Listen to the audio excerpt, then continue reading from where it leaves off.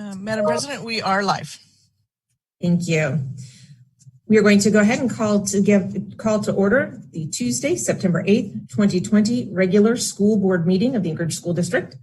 At this time, we do have all board members in attendance virtually, Dr. Bishop and several members of the administration. I'm going to ask Board Member Holloman if he would please do our flag salute tonight.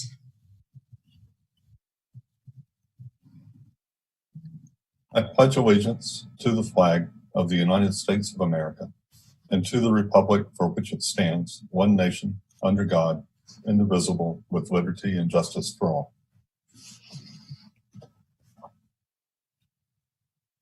Thank you, Member Holloman. The board is honored to acknowledge that our community resides on the traditional land of the Dena'ina people, both past and present. It is with gratitude that we honor the land itself and the people who have cared for it throughout the generations. We want to welcome you to our virtual meeting during this COVID-19 crisis and thank you for supporting the work of the Anchorage School District. The mission of this district is educating all students for success in life. At this time, I would entertain a motion to approve the agenda. I move to approve the agenda as presented. I second that. I have a first by Member Holloman and a second by Member Mitchell. And I believe there was a proposed amendment to the agenda. Yes, Madam Chair. Yes. I move to remove non-agenda item H4, placeholder for the resolution in support of the state's use of estimated student count data to fund K-12 public education for the fiscal year 2021. Thank you. Is there a second? Second. All right, thank you. All in favor of the amendment, go about this the other way. Is there anybody opposed to this amendment? Seeing and hearing none, is there any opposition to the agenda as amended? Seeing and hearing none, we do have an amended agenda to move forward. Next up on the agenda, under a newly titled section called Community Engagement, we have the first item is our board conference and committee reports. First one up is Member Marcette with the Finance Committee. We have not met since the last Finance Committee that I gave a report on. Our next meeting is on the 22nd, which is our next school board meeting, and it'll be just prior to that. Perfect. Thank you. I have Member Bellamy with the Communications Committee. Yes, Madam Chair. We have not met since our last meeting either. Our next meeting will be next week on the 15th at 4:30. And during that meeting, we will continue with our legislative priorities, as well as begin to look at the ASBA, Alaska School Board Association resolutions. Thank you. And Member Hildy, the chair of the Governance Committee. Thank you. We met on August 21st, and we went through the superintendent evaluation and timeline. So the board should be seeing that at the next board meeting. We will have at our next meeting, Marcette presenting on community invitation and purchase tickets, members Mitchell and Bellamy presenting on proposed anti-racism policy, and then we'll be reviewing the 5,000 series from our June meeting that kind of went through it and called just questions. So I'll be going to our next meeting is September 15th at 3:30 p.m. Thank you. We also have an ad hoc committee, the Strategic Planning Committee. Member Marcette, did you want to just touch on that one real quick? On the meeting that we just had? Yeah. Basically, we're looking at our three goals and the timelines on our goals. It's been suggested that we move our 5-year goal out one more year because of the pandemic, and we'll be looking at our baselines for those goals. Also, we have our 4 guardrails that we are going to move forward on. The next item will be for the superintendent to come back with baselines and dates and how those are going to be met, and she'll present that to the board, and then we'll move that out to the public for comments. Thank you very much. I don't believe we've had any conferences anytime recently. We do have coming up is the fall conference, the fall AASB conference. It will be virtual, and I believe there are several members and administration signed up for that. And so looking forward to hearing what everybody's feedback is from that and how that works out. And if I can just, Ms. Michaelis, if I could just state also at that time, we may be introducing our new executive director. We are accepting applications for that currently. Thank you. So next up on our agenda, it's a new item. It's community outreach. And when we met as a board for our July retreat, and we talked about how we want to evaluate ourselves as a board, and that we are supposed to be working with the community to be there, hear the vision and the values, and connect all of this together. One of the things that we wanted to do as part of our meetings is talk about things that we've done out in the community and how it's kind of a new place for this. And so I understand if between school starting and community councils, a lot of them don't even, traditionally start until September. So I understand there's a lot going on, but that's the purpose of this section right here for community outreach, is to talk about what we're hearing and different places that we're going to in a way that, if somebody has other ideas of what's out there that we might be missing, it's a good time to have that so that we are truly getting out as broadly as we can. And so if anybody had anything that they wanted to offer a community outreach session, I see your hand, but only because I got really lucky. Member Marsek, go ahead. Otherwise, the blue hand feature. So I have attended several community council meetings. Of course, the question is that I keep hearing is when, will we have students back in school? Not that they want us to be unsafe, but they were looking at the reduction in cases, but I know we just had 126 the other day, so that brought it back up. But those are questions I'm hearing. And then I did attend the Black Lives Matters rally yesterday, so I did hear from students that attend our schools, and what they're talking about is systemic racism. And of course, within our schools, we are very much aware and are advocating for equity for all of our students at all times. So that is something that we work on consistently. But that's the only 2 community councils. I have another one tomorrow, and that's the things that I'm hearing currently. Thank you. Next up, I see Member Bellamy's hand raised. Yes, thank you. I did join Member Marcette for the panel on youth athletes and racism. That was a great community conversation, very insightful. They were not just ASD kids, they were also private school kids. And then other activities I engaged in, I participated as a panelist on a conversation on culturally responsive teaching in the age of Black Lives Matter. That was sponsored by the Alaska Black Caucus, and I was one of 6 panelists, I believe, from various agencies. One was the ESL.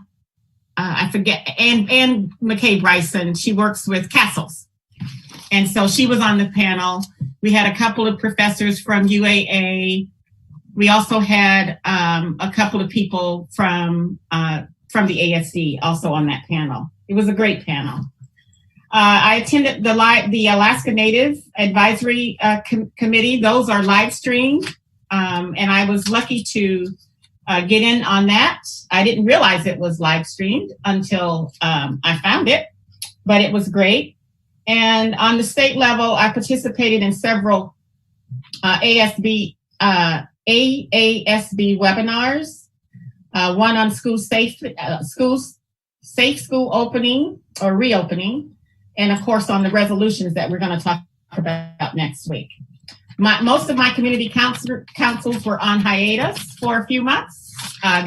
Last week I had one with university area, and this week I don't have any this week actually. Then next week I'll have 5 more. So thank you. Wonderful. Thank you so much. I don't see any other hands raised in the queue, but this is the point of this. So as we move forward, as board members just want to bring, some of the things they're doing and hearing about, I think, this hopefully will have a good positive, impact as we move forward. So next up, we're going to do goal monitoring, and we've got a lot under that. I'm going to go ahead and turn this over to Dr. Bishop. The first item is the enrollment update. And Dr. Bishop, the floor is yours. Thank you, Madam President.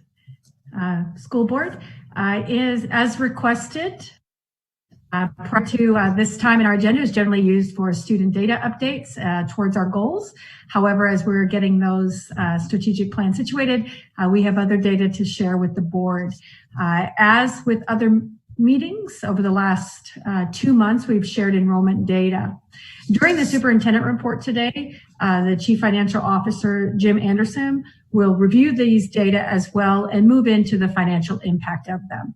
However, to begin, we wanted to take a look of the trend over the last 3 years in regard to the date of today, as in relation to those similar school days in prior years. And as you can see, the past 2 years of September 8th have been much higher than the present number in regard to enrollment. Next slide.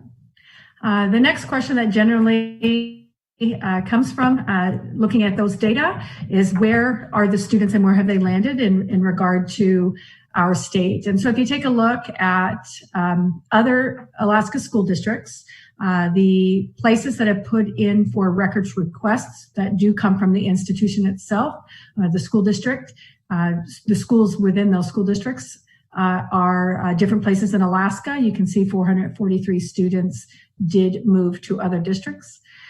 In-state correspondence, Raven and IDEA are the primary largest traditional correspondence schools in Alaska. However, newer ones also picked up some of ASD students. 425 out of state, and then of course the private schools are listed there as well. Of the 5,000 students who have unenrolled, 3,000 records requests have been filled. And to give a picture of the remaining students who are in ASD, these are the data that breaks them down in the different areas of schooling for which parents have chosen. The neighborhood schools, which presently is in the high-risk status learning online, is a little over 36,000. The virtual program has steadied at about 3,300. And again, this is a virtual homeschool where parents lead. And then, of course, 2,600 are in our 3 different homeschools, which, again, are traditional homeschools, some using electronic means, some not using electronic means, which are Family Partnership, Frontier, and Padea. So these are the data, and I did want to share in conversations with the other large 5 school districts. All are experiencing reduced from projection. 4 of the 5 districts are reduction, not only from projections, but from enrollment last year. And in conversation, just so you know, our enrollment decrease is about 9%. Fairbanks shared 10%. Kenai, very similar, about 10 as we are, as well as Juneau. Matsu was only about 300 perhaps under, just from their enrollment, but not from their enrollment. Last year they had projected an increase. So all of the large school districts have had a change or a transition in enrollment in Alaska. And we'll go into, again, the understanding and the implications for that enrollment change in the superintendent report when we discuss the revenue and the finances behind that.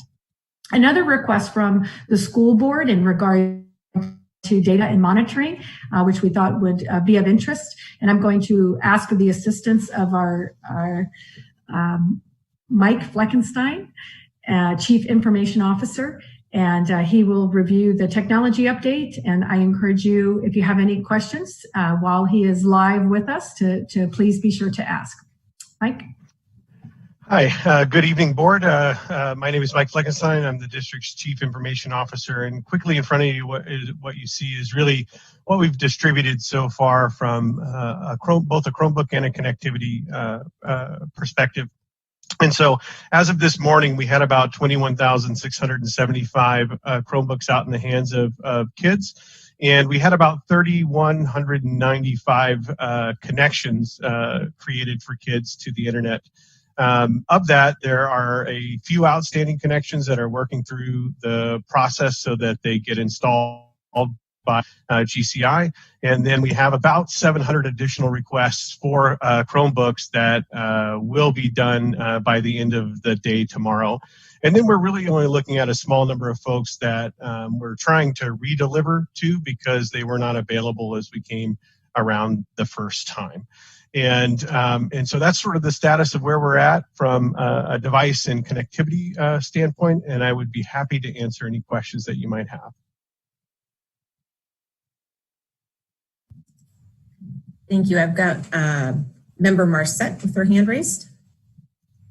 So, and this might not be a question for you, Mike, but have we exceeded the dollar amount that we had set aside for Chromebooks? Are we looking at purchasing more Chromebooks?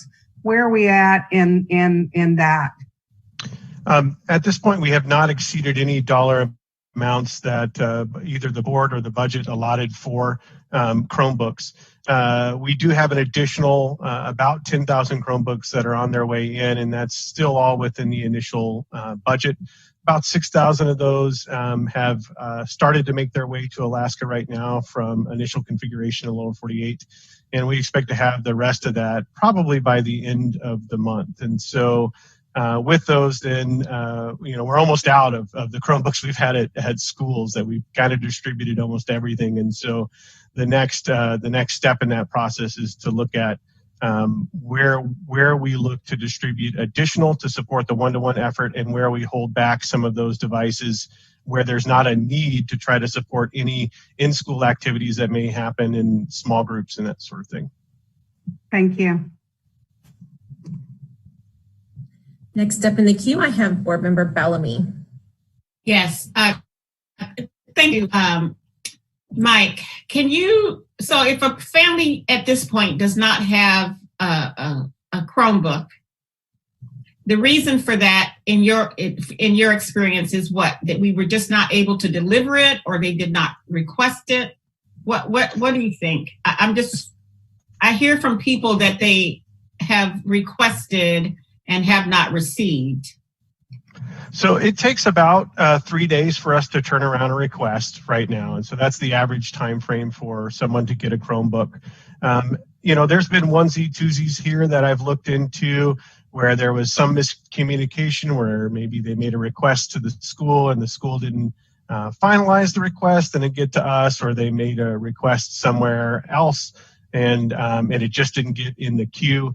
Those are fairly small numbers, and then we troubleshoot those and move them forward. I think what I would say at this point is that if anybody has for a Chromebook and they feel like they've been stuck or they're waiting, that they can call their school and we will get them one right out. We've been hand delivering one-offs in any of those instances where there's an issue. Today there was an issue around connectivity, and And when we looked into it, the person had some problems with the connectivity they were provided, and then, in fact, even had a device that was sent to them in the mail that likely was stolen off their front porch. And so we hand delivered a device to that person and made sure that they were successful today, so that they didn't have any additional issues. And so I would say that we have the ability to meet the need for anybody that has that need.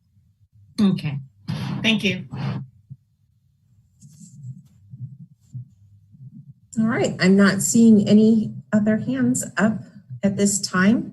So I appreciate the goal monitoring numbers, and we will continue to get more as we go through in the conversation. Moving on our agenda is Madam President, I did see Member Holloman with his hand up. I did just want to clarify, because some people are asking, and it's in relation to a radio interview, are there any plans for a start back date? I think I know the answer to this, but I am asking just so it's out there in public. Do we have a plan for a start back date for any of the grade levels at this point? Yes, and Member Holloman, if I could do that in the superintendent update to share some information. That would be fine. Thank you. All right, perfect.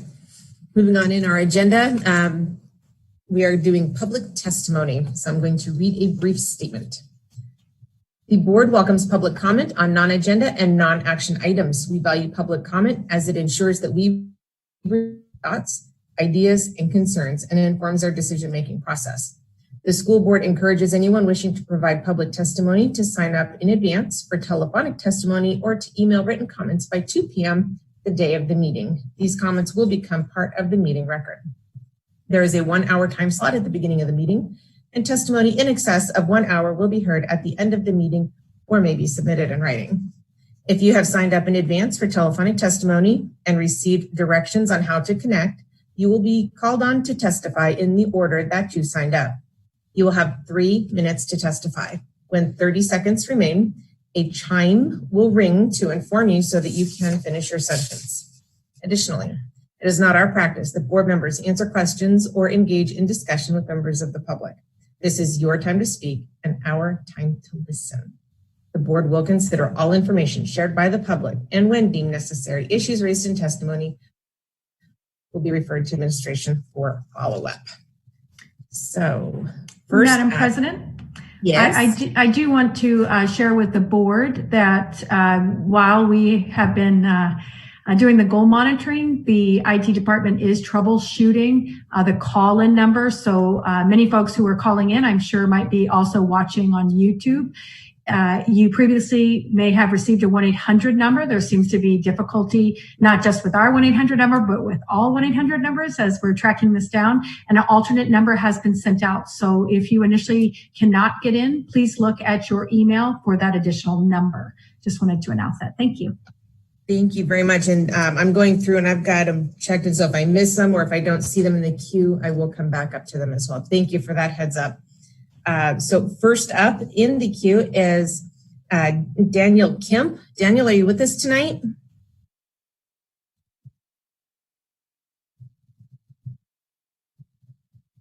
Okay. Can you hear me? I sure can. You've got 3 minutes and the floor is yours. Okay. Thank you. Good evening, school board and Dr. Bishop. My name is Danielle Kemp. I am a retired Army combat officer and a current teacher here in the Anchorage School District. I have a few issues I would like to discuss with you and hope not to take too much time today. My first issue is the renaming of East High School after the late great Senator Betty Davis. Now, hold your horses. I know that East High School has not been decided yet, but I want to be as forceful as I can to try to move this conversation forward in an expeditious manner. All right, because I think that East High School is the perfect and most logical location to name a facility after one of Alaska's most beloved stateswomen. So, yeah, we need to get this moving. There should be no delays. We can walk and chew gum at the same time. All right, everybody's smart enough to do this, okay? So let's not delay and hem and haw on Senator Davis anymore. My second issue is with school resource officers. As you know, well, this school board and lots of folks know my opinion on this, but I'll state it here today that I believe that we need to remove school resource officers from our schools. Parents, I know a lot of parents that don't feel safe with school resource officers in our school, and just their presence. Not to disparage police officers, but it is just, we're all too familiar with the school to prison pipeline, and that just does nothing but exacerbate the problem. And I just think that it is high time for SROs to go from our schools. The last issue is inequity in schools, in particular the lack of diversity in our certified teacher ranks. Black folks are roughly 3%, maybe 4% of Alaska's population and 15% of the United States population, but only 1% of all ASD certified teachers. Indigenous people are about 20% of the state's population, but only 1% of all certified teachers. These teacher disparities are pretty much constant and consistent across the board for Black, Indigenous peoples of color. So we need to do something. I can tell you right now, I am working with the AEA to come up with a new contract negotiation and bargain agreement for 21 through 24, so that we will have more diversity in our teacher ranks. Thank you very much for your time, and have a good night. Thank you very much for your testimony tonight. Next up in the queue, I have Rihanna Gay. Rihanna, are you with us tonight?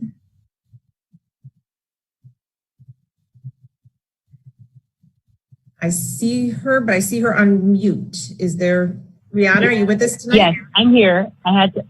I'm here. I had to unmute. Can you hear me? I sure can. Thank you. You've got 3 minutes and the floor is yours. My name is Rihanna, and I am speaking on behalf of myself and a friend named Donna Bozeman.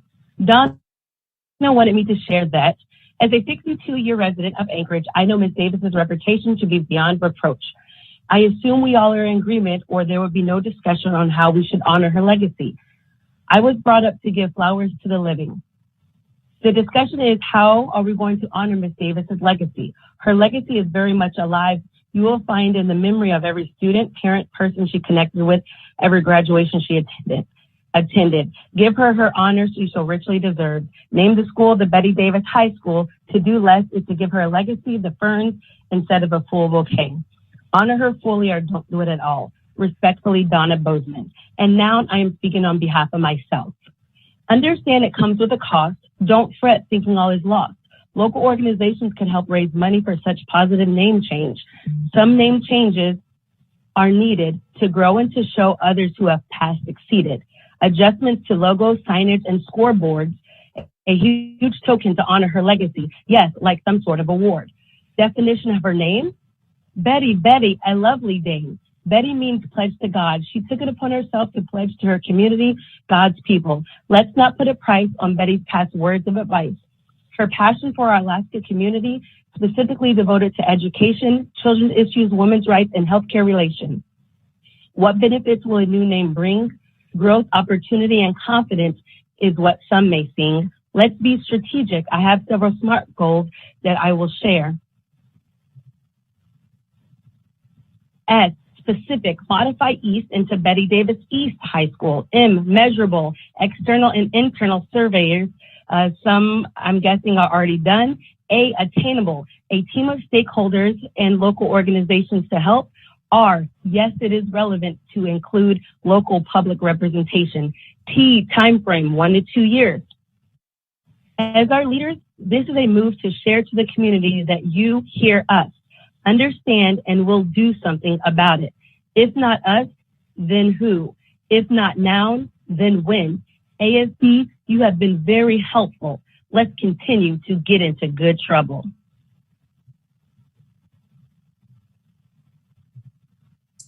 Thank you. I am done. Thank you. Next up in the queue, wait for the timer to turn off there. There we go. Next up in the queue is Patrick Freeman. Patrick, are you with us this evening? Patrick? Hi. Yeah, this is Patrick Freeman. Hi, thank you. You have 3 minutes and the floor is yours. Good evening, Anchorage School Board and ASD leadership. I am Patrick Freeman, principal of Willard Bowman Elementary, president of the Anchorage Principals Association.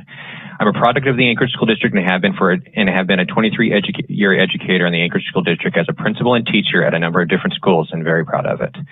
I come from a family of educators who taught for the Anchorage School District. My children attend our public schools.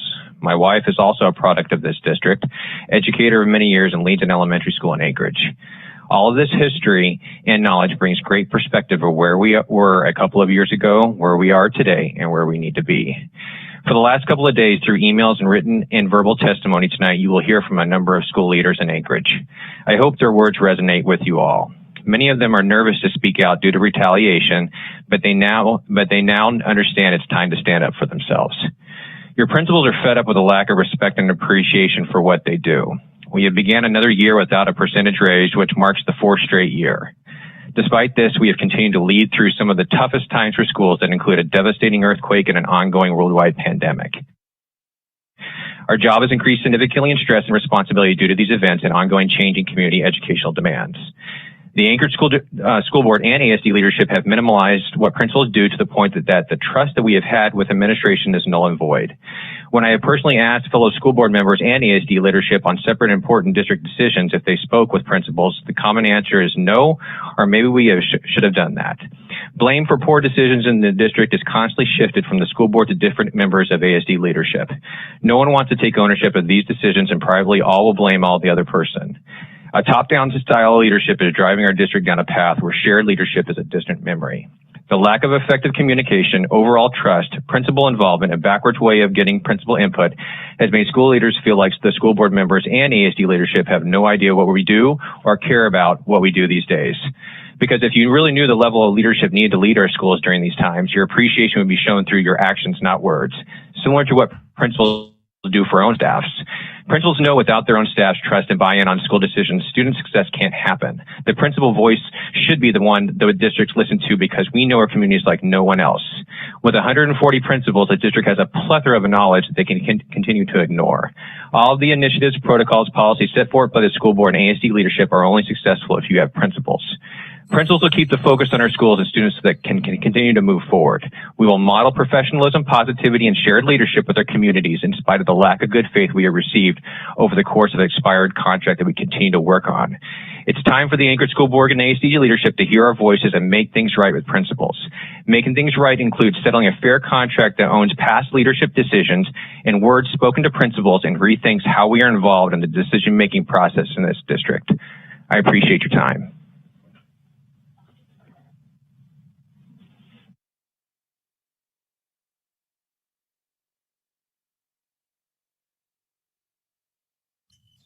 Madam President, you're muted. Sorry. Next up is Frank Hauser. Frank, are you with us tonight? I am. Can you hear me? Yes, I sure can. You've got 3 minutes and the floor is yours. Thank you. My name is Frank Hauser. I've been a teacher and principal at ASD for 22 years and was the 2019 High School Principal of the Year for the state of Alaska. I'm going to talk to you today about the bottom line. Here's the bottom line from the Seminole Leadership Matters study. Quote, investments in good principals are a particularly cost-effective way to improve teaching and learning, end quote. Principals in ASD are especially cost-effective because some principals earn less pay than the teachers we supervise. Research shows the two most important factors in educational improvement are teachers and principals. Quote, we know that the principal and the teacher are so powerful, it's not the administrator, end quote. Yet for the last few years, ASD has charted a different course, cutting principals so that ASD high schools now have the highest ratio of students to principals in the state, adding expensive administrators at the district office in historically unprecedented numbers, and excluding principals from decisions that affect our schools and the communities they know best. Let's look at how this impacts the bottom line. Let's look at ASD Virtual. That program is being run out of the district office, not out of schools, and it's taking more teachers, nearly twice as many as the high school level, to teach fewer students than when principals ran an Apex-based program out of their schools. Without school-based principal expertise in scheduling teachers, classes, and students, ASD Virtual is costing the district more teachers to teach fewer students. Some students in ASD Virtual didn't even have their schedules for the first week of school. Some virtual teachers had an entirely new batch of students enrolled in their classes last Friday. What did that cost the district? Here's two moms on the ASD Facebook page. One writes, "Is it too late to switch out of the virtual program? I'm beyond frustrated and just let my kids go play." She was almost in frustrated tears. This is not how she wants to learn. Another mom responded, "Oh, I hear you. My little guy was in tears and was very confused." Little kids weren't the only ones in frustrated tears. Teachers were too. That didn't have to happen. Over 100 principals, 83% of all principals in the district expressed concerns in early August about the start of school, including this program. Principals could have fixed all the problems with scheduling, staffing, and communication problems before the first day of school if you had only let us or listened. Look on Facebook and see what moms had to say about the first day of school and ASD's other online offering, the one run by principals. Quote, "Great day for us," one of the moms said, "but we're not doing ASD Virtual, we're doing our school's online offering. It was great to see my son smile." From frustrated tears to smiles, it wasn't the teachers that were different in these two online programs, but the school-based leadership. Here's another mom, quote, "I'm very glad that you were the principal during my kids' high school years, and especially while we have to navigate all the changes. Know that what you do and how you do it matters. This is exactly what researchers say. Principal leadership matters. I hope ASD again recognizes what it seems to have forgotten." Thank you. Thank you very much. Next up in the queue, I have Robin Harris. Robin, are you with us tonight? Yes, I am. Thank you so much. You have 3 minutes. The floor is yours. Thank you. Good evening, Dr. Bishop and school board members. My name is Robin Harris. Thank you for allowing me to speak tonight and tell my story as principal of Whaley School, an administrator for the Anchorage School District, and president-elect for the Anchorage Principals Association tonight. Not many people know about Whaley School, our supportive staff, and the success of many of our students. My story, however, is not unlike many administrators within the district, just more intensified at times. I'll have to admit, more intensified most of the time. On any given day, I'm up and moving from class to class, the cafeteria, the gym, the halls, or our Whaley Way hallway. Building strong relationships is key in the success of not only our students, but the way in which we interact with our staff. And of course, those strong relationships help to create bonds with our parents and guardians. I've followed students on foot, in my car, and when they've left the building. I've driven to find students after school when parents were unable to find them or the student simply did not get off the bus and go home. I've taken many distressed phone calls at 8, 9, and beyond from parents and staff as well. When a nickel text comes across our cell phones and it's one of our students, our staff starts to touch base with us to give us information that they might think help us to find our students. We are a community of caring adults working with the most at-risk students in the district at Whaley School. When I first became a principal, my mentor told me that the first 3 years would be full of late nights and weekends. Now, after 12 years as an administrator, I spend most of my weekends preparing for the week ahead. I'm figuring out what teachers need in order to create a successful environment for students. I'm researching professional development, new and innovative resources to offer staff and students, including the advocacy of self-care for all, not to mention all the other duties involved as an administrator. Our job does not end at 5 p.m. I've been up very late night and into the morning on the phone with either SROs or police dispatch about students who are sending messages about possibly taking their own lives, running away, and more. This alone does not encompass what we do as principals. Our staff rely on us for stability, to listen when they are going through tough times, including a death in the family or a divorce, a long-term illness, and more. Now more than ever, we as principals are working hard to make sure our staff and families are doing well in isolation in this unprecedented time in our history. We are updating our staff on a regular basis in real time during this pandemic, all the while knowing that we don't want to overwhelm them. These are just a few of the things that come to mind when I tell my story about what I do at Whaley School. And these things are the other duties as assigned. And I know that my colleagues are doing much of this same work on a larger scale. Thank you very much for your time and have a great evening. Thank you. Next up in the queue, I have Kelly Parsons. Kelly, are you with us tonight? Yes. Yes, I am. Can you hear me? I sure can. Thank you very much. You've got 3 minutes and the floor is yours. Thank you so much. My name is Kelly Parsons. I'm the assistant principal at Greening Middle School. I'm a 24-year employee of the Anchorage School District, and this is my 13th year as a principal. Principals in ASD responded to an Anchorage Principals Association survey over the weekend, and here are some of what the 140 principals in ASD had to say right now in no particular order.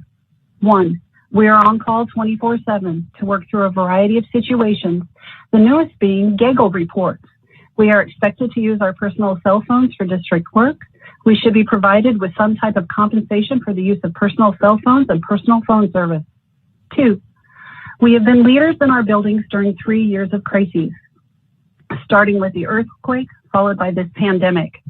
This has required steady, flexible, and adaptive principals in every building. We do it because we love our school communities and want the best for them. We are dedicated to our work.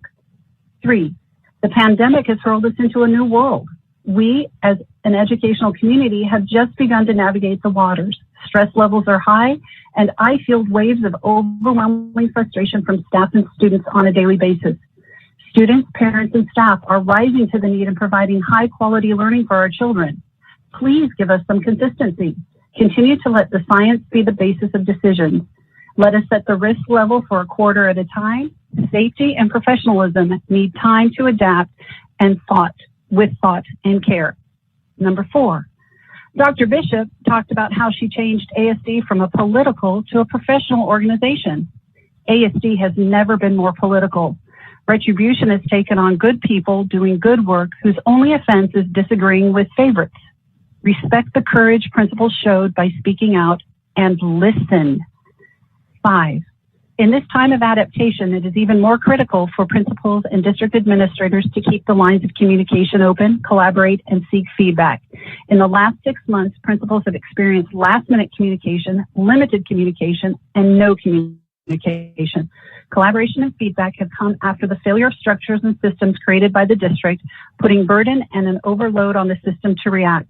Principals are purveyors for informed and strong school communities, as well as positive relationships with family and staff. We have the ability to provide clarity to our community, especially during times of uncertainty. Our community looks to us for assurance and direction. Case in point in being disrespected. Friday, the superintendent created panic and instability when she said K-3 students will be coming back to school by the end of the month. 5 days a week, no cohorts. This is a prime example of principals being blindsided by administration. Why not bring your leaders into the conversation? Why are we shut out? Why do we have to hear what is happening in ASD on KTUU or 98.9? Disrespectful to the leaders who you want to carry out the mission. And unfortunately, I was not able to finish all of these. There are more if you would like to have me. Thank you so much for your time. Thank you. Next up in the queue, I have Lynn Mayberry. Lynn, are you with us this evening?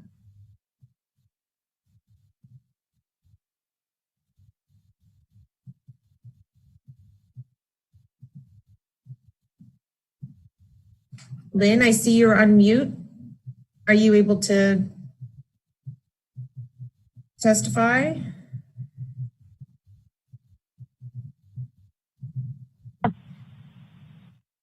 Yes, can you hear me now? Yes, I sure can. Thank you very much. Okay. You have Awesome. 3 minutes and the floor is yours. Good evening. Thank you for this opportunity this evening. I'm Lynn Mayberry Burke. I'm the proud principal of Lake Otis Elementary. The voice of the principal is a critical one as it represents the voice of the school being served. Principals serve as a conduit for sharing the needs and stories from our schools. In that spirit, I would like to read principal feedback recently given to our APA board. Here is a sampling of the sentiments shared by elementary and secondary principals. Principals need meaningful opportunities to provide input and feedback about issues that directly impact our work with our school communities. I didn't realize how stressed I was as an ASD elementary principal until I fractured a tooth from grinding in my sleep, a tooth that was just fine a month earlier during my normal bi-yearly checkup and cleaning. The level of stress that I and my fellow colleagues are under is immense. Just keep us up to date on the ever-changing mandates and possible changes in the future. Safety first. Communicate with principals as they are an important stakeholder in the decision-making. Use our knowledge and expertise to help make district-wide decisions. I want AS to know that all ASD principals are a group of professionals committed to their students, staff, and communities. Principals in ASD work hard to ensure students receive the best educational experience possible. We love our jobs and want to be part of moving ASD forward and supporting the ASD vision and mission. It doesn't do any good to leave ASD principals out of the equation when decisions need to be made. Let's work together. We are a team. Let us do our part. Stop isolating ASD principals. In doing so, we all win. Families win, and the community wins. Communicate with us and seek ideas, opinions from principals before it airs for public. I've been learning information on the news. The success or failure of a school is not attributed to the upper administration. Research shows again and again that the success of a school is based on the effectiveness of that building leader. Shouldn't we put more respect, resources, and time into making sure that every building principal has the tools and resources needed? I would like to know that I'm not going to lose staff and funding this year based on families who may have chosen homeschool models based on early lack of information on what ASD virtual attaches to neighborhood schools. And lastly, building better communication, valuing our work, and respecting who we are as professionals. We work tirelessly to support our students, families, and staff. And again, this is just a sampling. Thank you again for this opportunity to share with you this evening. Have a wonderful evening. Thank you very much. Next up in the queue is Roger Beal. I don't see his name in the queue. Just wanted to verify. Yes? He is not online. I did email him and leave him a message about the new phone number. Would you like me to call out from the meeting for him or circle back? I'll go ahead and circle back if we don't hear back from him by the time we get through the rest of the callers. Okay. So next up in the queue, I have Pamela Gilden. Pamela, are you with us this evening? I am here. Can you hear me? I sure can. Thank you. You have 3 minutes and the floor is yours. Hi, my name is Pamela Gilden. I'm a 5th grade teacher at Fairview Elementary. I'm calling in today because I am disturbed by the class sizes at my Title I school. I work in a Title I school because I relate heavily to the student population my school represents, and I love giving back to the Fairview community. Our school is a welcoming community-based neighborhood school serving a diverse group of students and their families. With over 20 different languages represented in our building, we are proud of our population. Our students are some of the most kind, loving, and generous students you will ever meet, despite the backgrounds in which they come from. These students deal with many issues at home. They overcome poverty, language, and cultural barriers on a daily basis. Many of my students have moved to the United States in order to have a better life. Their stories they tell me about their homelands and their experiences hurt my heart. As a school community, the staff does all it can to support our students and show them the love they deserve. Lately, it has been harder to show our love to our students and the attention that they need because we are busting at the seams in some of our classes, and numbers in other classes aren't doing so well. We have 31 in the 6th grade class, 31 in the 5th-6th combo, 33 in a 5th grade, 26 in both of our 4th grades, 32 in 3rd grade, 26 in 1 second, and 25 in another 2nd grade class. We have 23 in a 1st grade classroom, 28 in a K-1 combo, and 27 in a kindergarten class. These are numbers as of 9/3. However, they have gone up since then and continue to go up. There needs to be a reasonable cap in class sizes within Title I. Having 2 children in one class does not do this population justice. We are failing our students. Our teachers strive to do their best and love our kids so much. With many behavior problems due to trauma and upbringing at home, a teacher can only do so much. Having a lower class size would benefit these students in so many ways and give them the individual attention they deserve. Our district needs to focus resources on keeping classes at reasonable sizes and providing the resources necessary to educate all students, instead of hiring more positions at the district office, which do not directly impact our students. Overcrowded classes, even with the extra para-educators to provide extra help in the class, is not what's best for our kids. Having large class sizes is unacceptable for our students. We need to tell ASD that we care about class sizes in our schools. We need to make sure that the district knows that we expect them to spend funds on classroom teachers so that our kids get the education and support they deserve. Research shows that lower class sizes are beneficial to students. When you put 32 children in a classroom, provide the quality education they are entitled to receive. Our students need to learn social skills and build relationships, which is nearly impossible to do with so many children in one small room with one teacher. These students need extra support from us. Our class numbers go up and down due to many of our community members being in transition. Starting the year with 31 or 32 children in a classroom is a disservice to our students and is unacceptable. I love Fairview Elementary, I love my students, and I love working in Title I.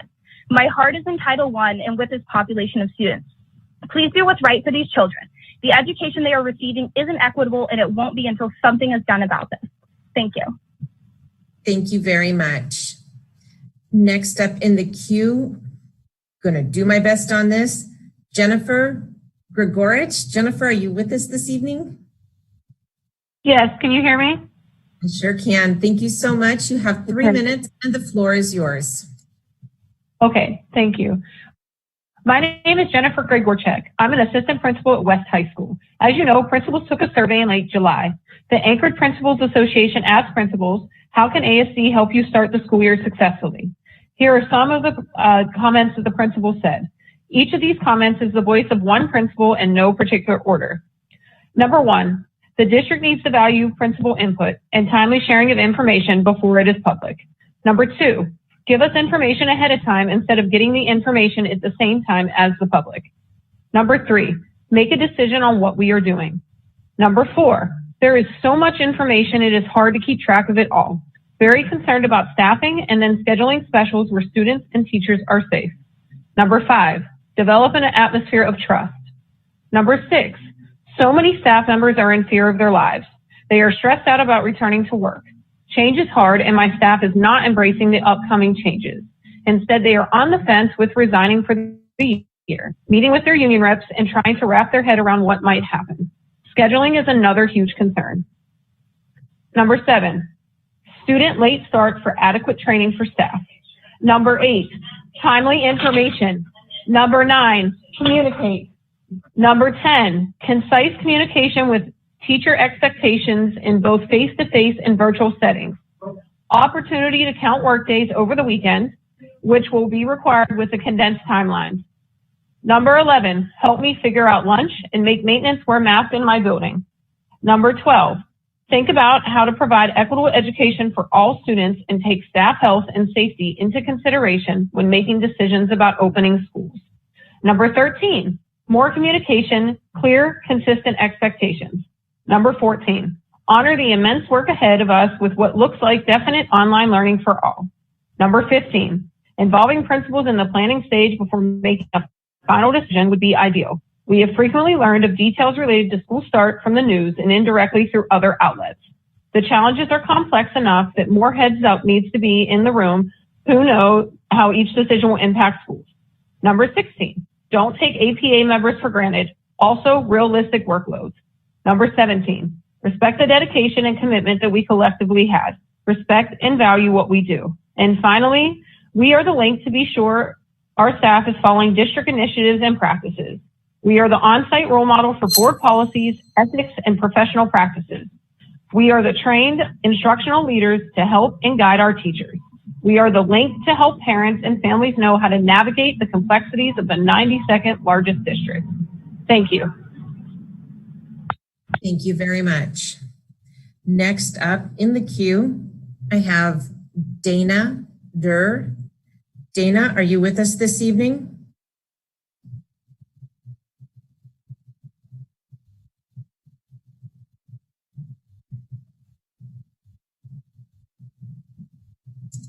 Yes, I'm here. Thank you. Can you hear me? We sure can. Thank you very much. You've got 3 minutes and the floor is yours. Okay, thank you. Good evening. My name is Dana Durr. I'm celebrating my 20th year as an educator in ASD, and I'm currently the principal of Ocean View Elementary School.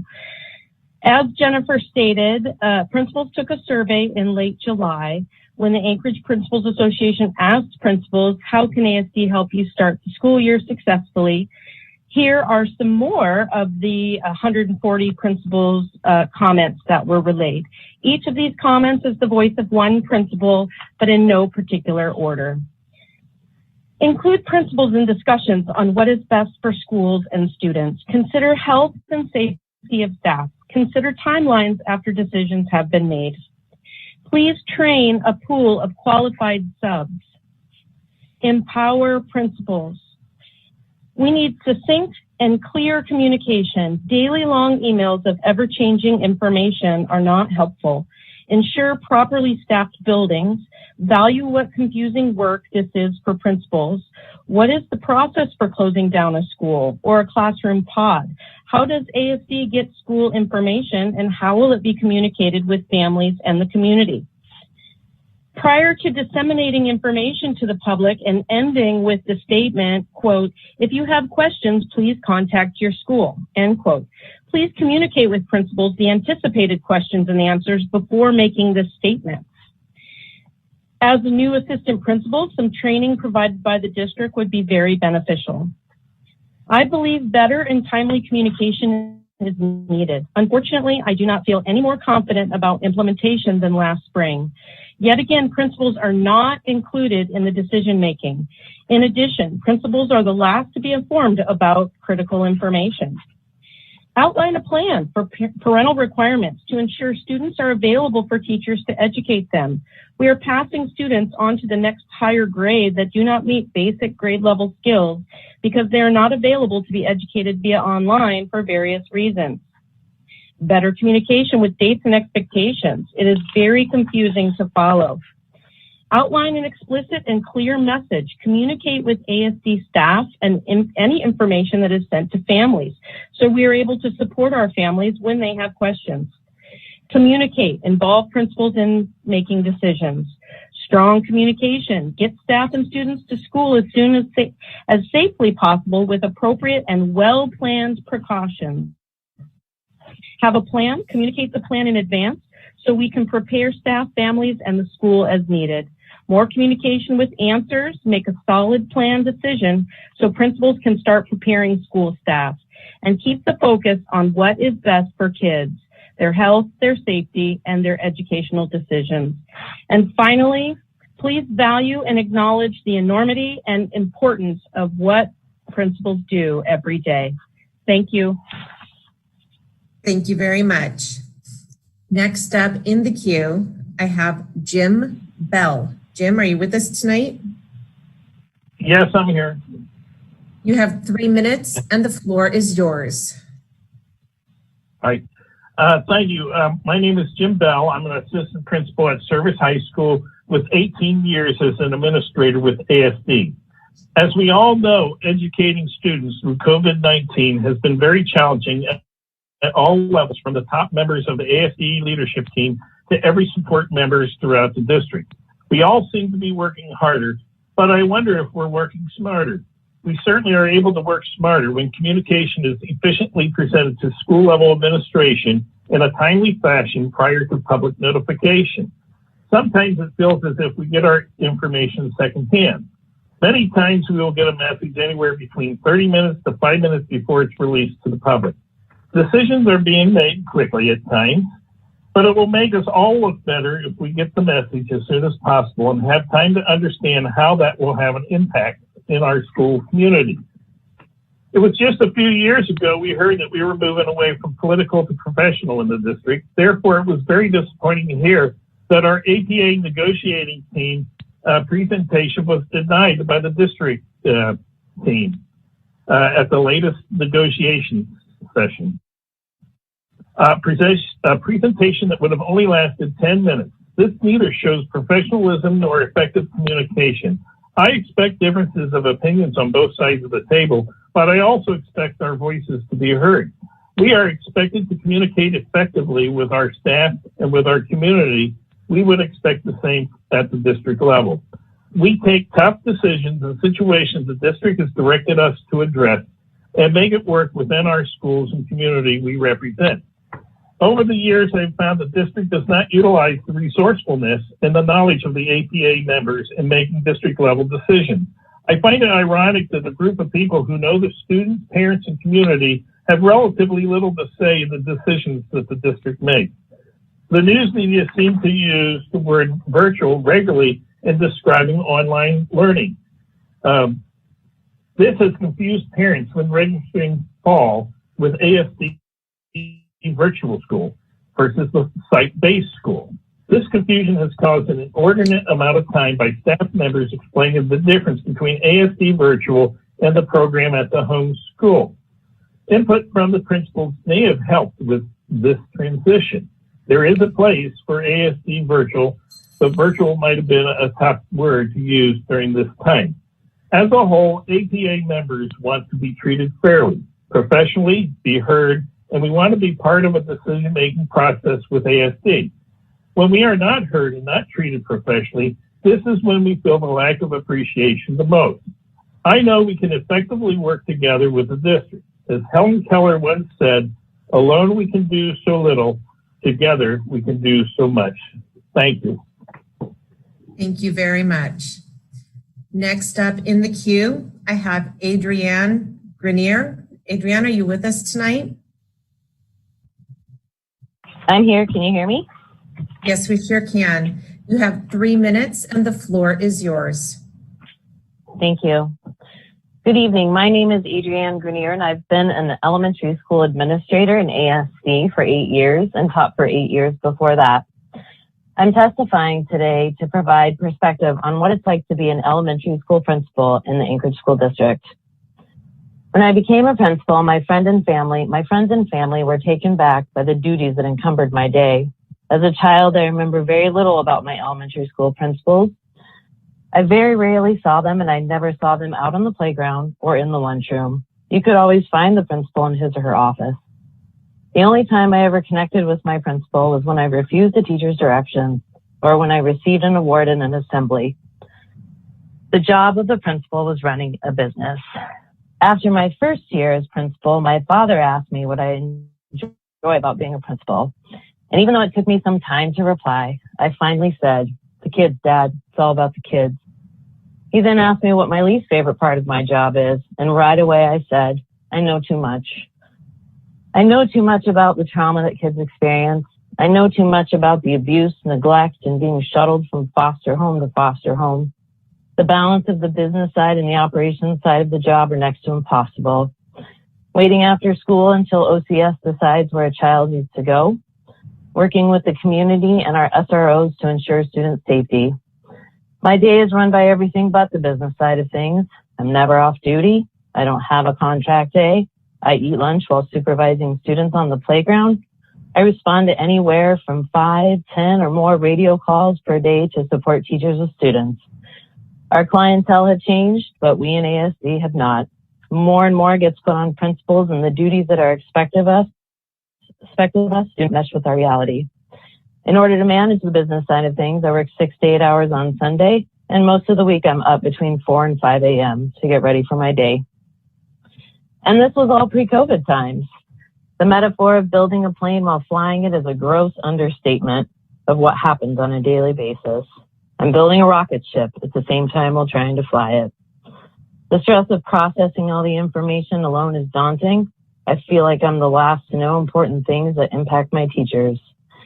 In conclusion, I chose to testify today because the public and the school board need to understand the understated value of what principals do every day in our schools. We are a dedicated group of professionals who need to be treated as such. I yield my time. Thank you very much for your testimony tonight. Next up in the queue, I have Sean Prince. Sean, are you with us? I'm here. Can you hear me? Yes, we sure can. Thank you. You've got 3 minutes and the floor is yours. Good evening, school board members, the Bishop. My name is Sean Prince and I'm the principal of Bartlett High School. Our school's mission statement is a family of inspired lifelong learners. Lately, it seems that we are missing that mark. We are in danger of disenfranchising our students as lifelong learners forever, losing the trust of our community, and it is our fault. The totality of our global pandemic and the huge adaptive change for all of our stakeholders, not to mention the monumentous technical challenge of going online education, weighs on us all. For the last few years, I have been led to believe that we were in a district that believed in radical candor and extreme ownership. With radical candor, you build trust in your organization by demonstrating that you care personally while challenging directly to perform and be at our best. We take extreme ownership of our work because we feel responsible for everything that happens or fails to happen. Because we care personally for the success of the Anchorage School District and we take responsibility for what happens or fails to happen, we find ourselves here giving testimony about our shortcomings. It is in an effort to live up to the ideal of being open and transparent to the public that we must be vocal today. In July, we were told as principals that we are standing up a new program, ASD Virtual, in addition to recreating our master schedules for most of our schools, which normally takes 2 months, and our new timeline is roughly 2 weeks. We were also told that the new ASD Virtual would take the place of an already viable online program in ASD High School. ASD Virtual would be given our students an option to attend school completely online, and then we were not even told why. We had ASD High School and it was working. It was providing an online education to many students across the district successfully, and it was now gone. Principals were then told to encourage our parents to explore this option as ASD Virtual as an asynchronous option for those who had to work and had other family obligations. We were told to ask our teachers about their interest in teaching this new program and that it would basically be doing the same thing as the blended model, except it was going to be at the student's pace. That the virtual teacher would have a comparable class load of students and teach 3 classes like their peers. The reality is far different than we expected. ASD virtual teachers have had many classes to keep track of, some as many as 15 different courses in various subjects that did not match their expertise, experience, or grade level for that matter, as advertised in the virtual frequently asked questions page.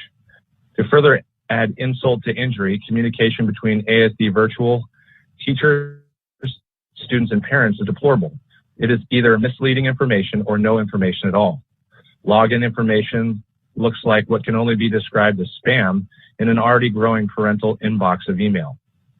As we try to support teachers and students and parents, I'm afraid that we are not creating a family of lifelong learners, but rather creating a group of people that have a bad taste in their mouth for education, learning, and our district. Here's a small example of what our students and parents are facing. Sean? Last Thursday, we were still trying to get students to be in classes like AP Chemistry, Calculus. This looks like 70 pages of reading, 17-page reading guides, and 70 questions before you can access your quiz. Yes. I'm sorry, your 3 minutes is up, but we would welcome your testimony, the rest of it in writing if you have the opportunity. I will forward that on. Thank you. Thank you very much. Next up in the queue is Reagan Brooks. Reagan, are you with us tonight?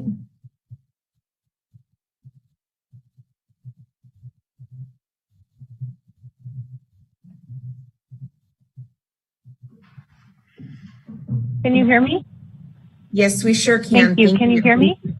We can now. Thank you. You've got 3 minutes and the floor is yours. Thank you. Thank you all for your service on the school board, and thank you to all the educators who are here today and who are currently working so hard to support students in these incredibly challenging times. I'm testifying today to advocate for your support of 3 key issues. 1, the renaming of a school in honor of Senator Betty Davis. 2, the development of alternative methods to support students without the use of law enforcement personnel. And 3, the importance of addressing inequity in our schools. But I also want to underscore the importance of all that the educators who've spoken have said. I speak to these 3 issues as a parent, as a former educator, and as a community member who has volunteered hundreds of hours in several different schools in our district over the past 6 years.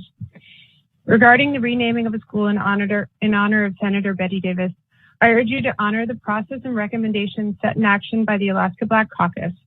As a result of a process orchestrated by the Alaska Black Caucus, a municipal renaming committee recommended the renaming of East High School, Airport Heights, or Fairview Elementary, with East as the priority recommendation and Betty Davis East High School as a name option should the school community wish to keep East in the name. Honoring Senator Betty Davis is an important step towards representing the importance of Black leaders in our community's history.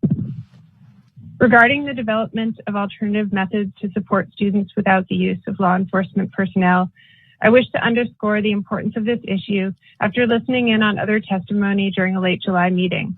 Please recognize that the young adults who testified to you about the negative impact of police officers in schools, on students of color, we're speaking to you as young adults with incredibly valuable insight into this issue. Please listen to what these young people have shared with you, and please make sure that more Black, Indigenous students and recent graduates of color are included and listened to in your conversations about this important issue. Additionally, please know that removing police from our schools is a step that will increase safety.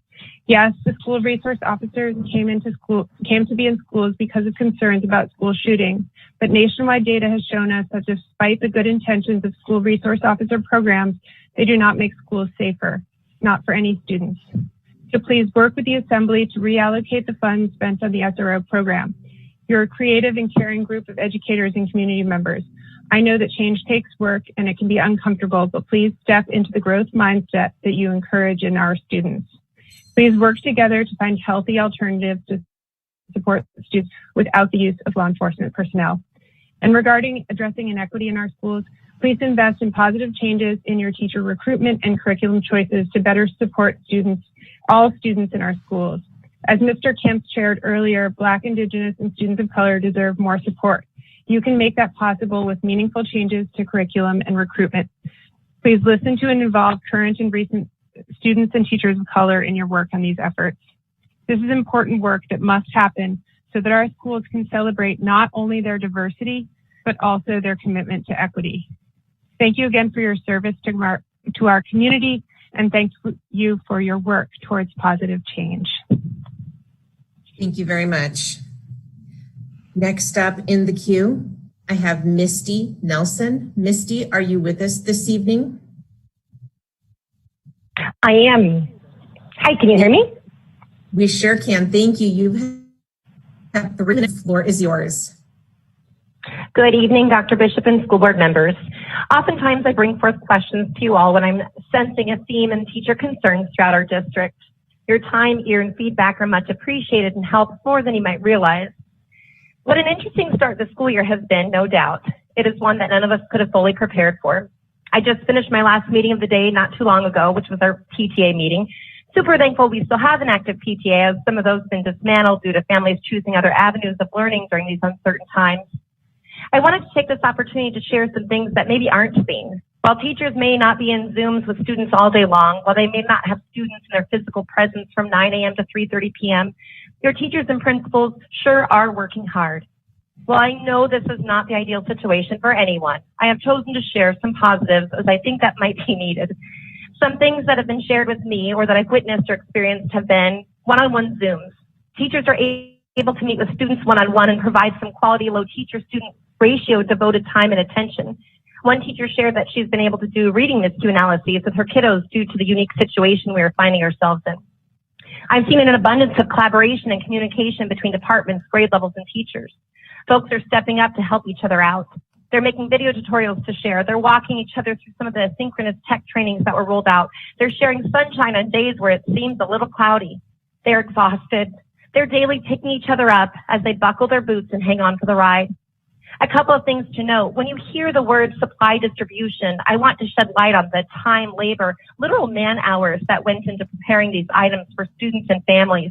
And I want to acknowledge the amazing teamwork that has made that happen. While teachers and principals are not with students full-time physically right now, one classroom teacher asked this of me today. Please tell them, Misty, that we are not off. Tell them that this is new and different and not ideal, that there are hard parts, that we aren't ever really off. Our Remind app is going off, our emails are dinging, Seesaw comments are exploding. The teachers and principals are connected to their work in a very different way right now. They are working so hard on the front lines. Finally, I'll share one of my own personal stories. A few weeks ago, a colleague asked for me to do a ride-along to help connect one of our families with internet, devices, food delivery, and school registration. We literally sat in a parking lot in the back of the vehicle to make sure that we met this family where they were, quite literally. This has been a challenging start for students, staff, and families. I hope that as we have the conversations of students being back in the buildings, that we do this with innovation and kindness, and that we do it together. Most importantly, that we do this with student and staff safety at the forefront. Thank you so much. Have a wonderful evening. Thank you very much. Next up in the queue is Kerr Moore. Kerr, are you with us this evening?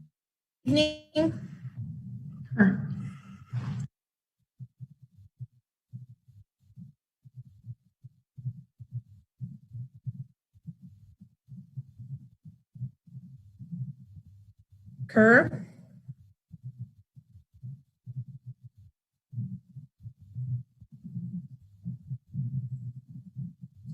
I see the caller on mute. Hello, can you hear me? Yes, I can. Hello, Thank can you hear me? so much. Thank you. Hi, thank you so much. Good evening, and thanks for allowing me to speak. Thank you all so much for your hard work and time. My name is Keir Moore, and I'm a stepmom to an ASD 8th grader. I only want to share a small thought here. It's in our schools that our future leaders learn how to treat others with respect and kindness. In recent months, you've heard some testimonies about the lack of racial equity in our schools. I echo the concerns about the problematic nature of the school resource officer program and urge the school board to consider how curriculum choices, hiring and recruitment tendencies, and the naming of schools might make students who are Black, Indigenous, and people of color feel disenfranchised under the best circumstances and lead to broad injustices in the worst. I want to call on each school board member to demand and support dialogue and action about these issues in every school board meeting, not just today, not just the next time around or through the fall. The school board should prioritize racial equity until the day we all agree, all of us, that our students don't experience racial inequities through our school system. This conversation must be ongoing and inclusive in all of our institutions, with our schools and education being the starting point for everything. Listening is just the beginning, and I encourage you to keep listening and asking, how can we make our schools equitable for all students? Thank you. Thank you very much. I would like to circle back around and see if the caller, Roger Beal, made it on the line tonight. President Vaquelos, I did leave him 2 messages and also followed up with an email, but they went straight to voicemail when I called. Okay. All right. Thank you very much. That does conclude our public testimony for everybody that was signed up tonight. I encourage board members and members of the public to go out. There is several written public testimonies that are also attached to our agenda as well for the record. Next up in the agenda is the superintendent update. And at this time, I would like to turn it over to Dr. Dina Bishop. Thank you, Madam President. There's several updates to provide the board, and some mentioned during the work session and monitoring by Member Holloman as well as others. And so I did want to share just a brief update while we're getting the slides called up. Our Equity Senior Director is lead now on the naming of the schools. Just wanted to let everyone know and publicly state that we were brought forward a request actually by Celeste Hodge. She wasn't the leader of the Black Caucus yet. She was running the Betty Davis conference, and there was a request to actually name the district office after the late Betty Davis, and the board at that time thought a school that would be standing that the community owned rather than the building as a private building that the district office is in was more suitable. We waited for the assembly to finish their process because our idea was that it should be a school as well. And the assembly was asked to have something named, a park, a street, and they came up with a school as well. And the three names that were forwarded from the assembly's group that they had put together are the three names that ASD is working through.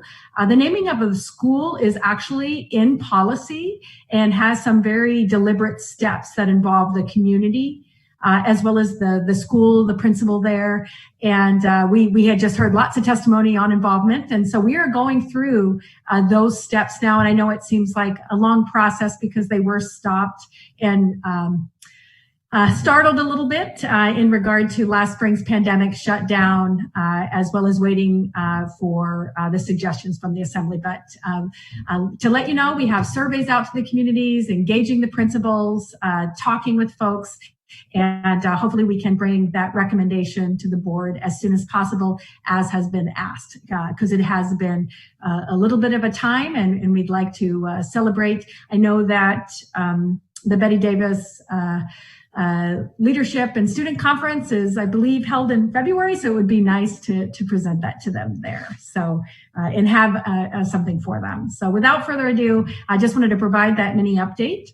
And also just really share other updates requested by the board. And please know that the School Start Task Force remains on the agenda for discussion that is occurs during the non-action. So if there's additional questions or specifics, Dr. Stock is ready and willing to answer more detail of the specific work of those groups, the School Start Task Force, and Tom Roth can mention any kind of community updates if you need them.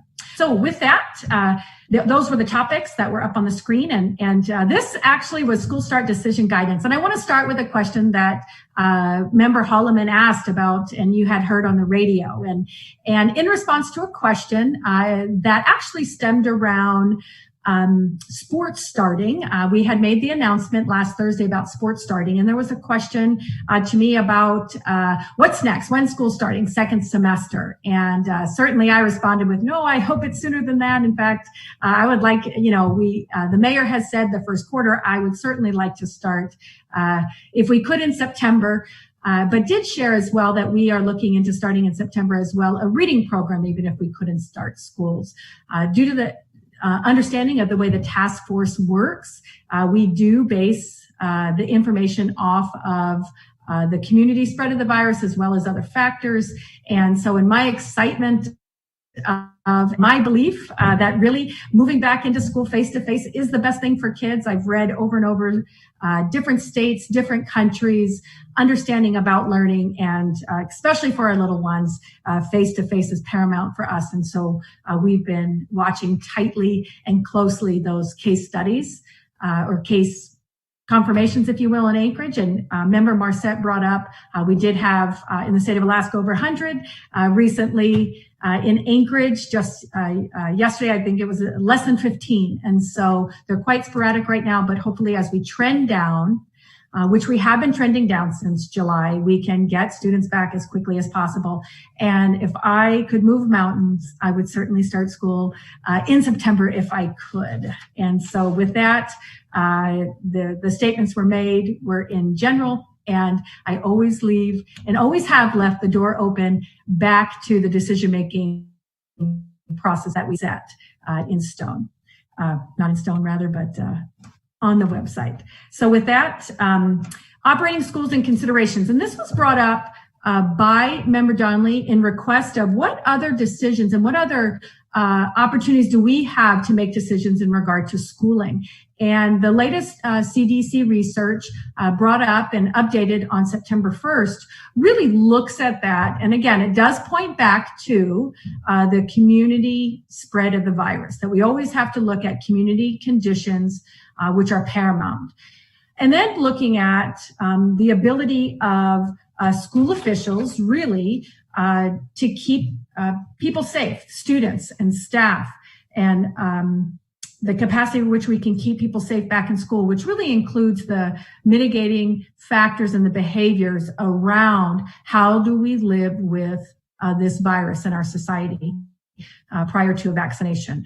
And so they asserted that the following should happen: promoting behaviors that reduce, COVID-19 spread, maintaining healthy environments and operations, which are those protocols, and what do we do when, what do we do if, and being prepared for when someone gets sick, and what are our actions thereof. And we have outlined those as well as studied other places that have gone first in getting students back, not only in our state, but around the nation and the world.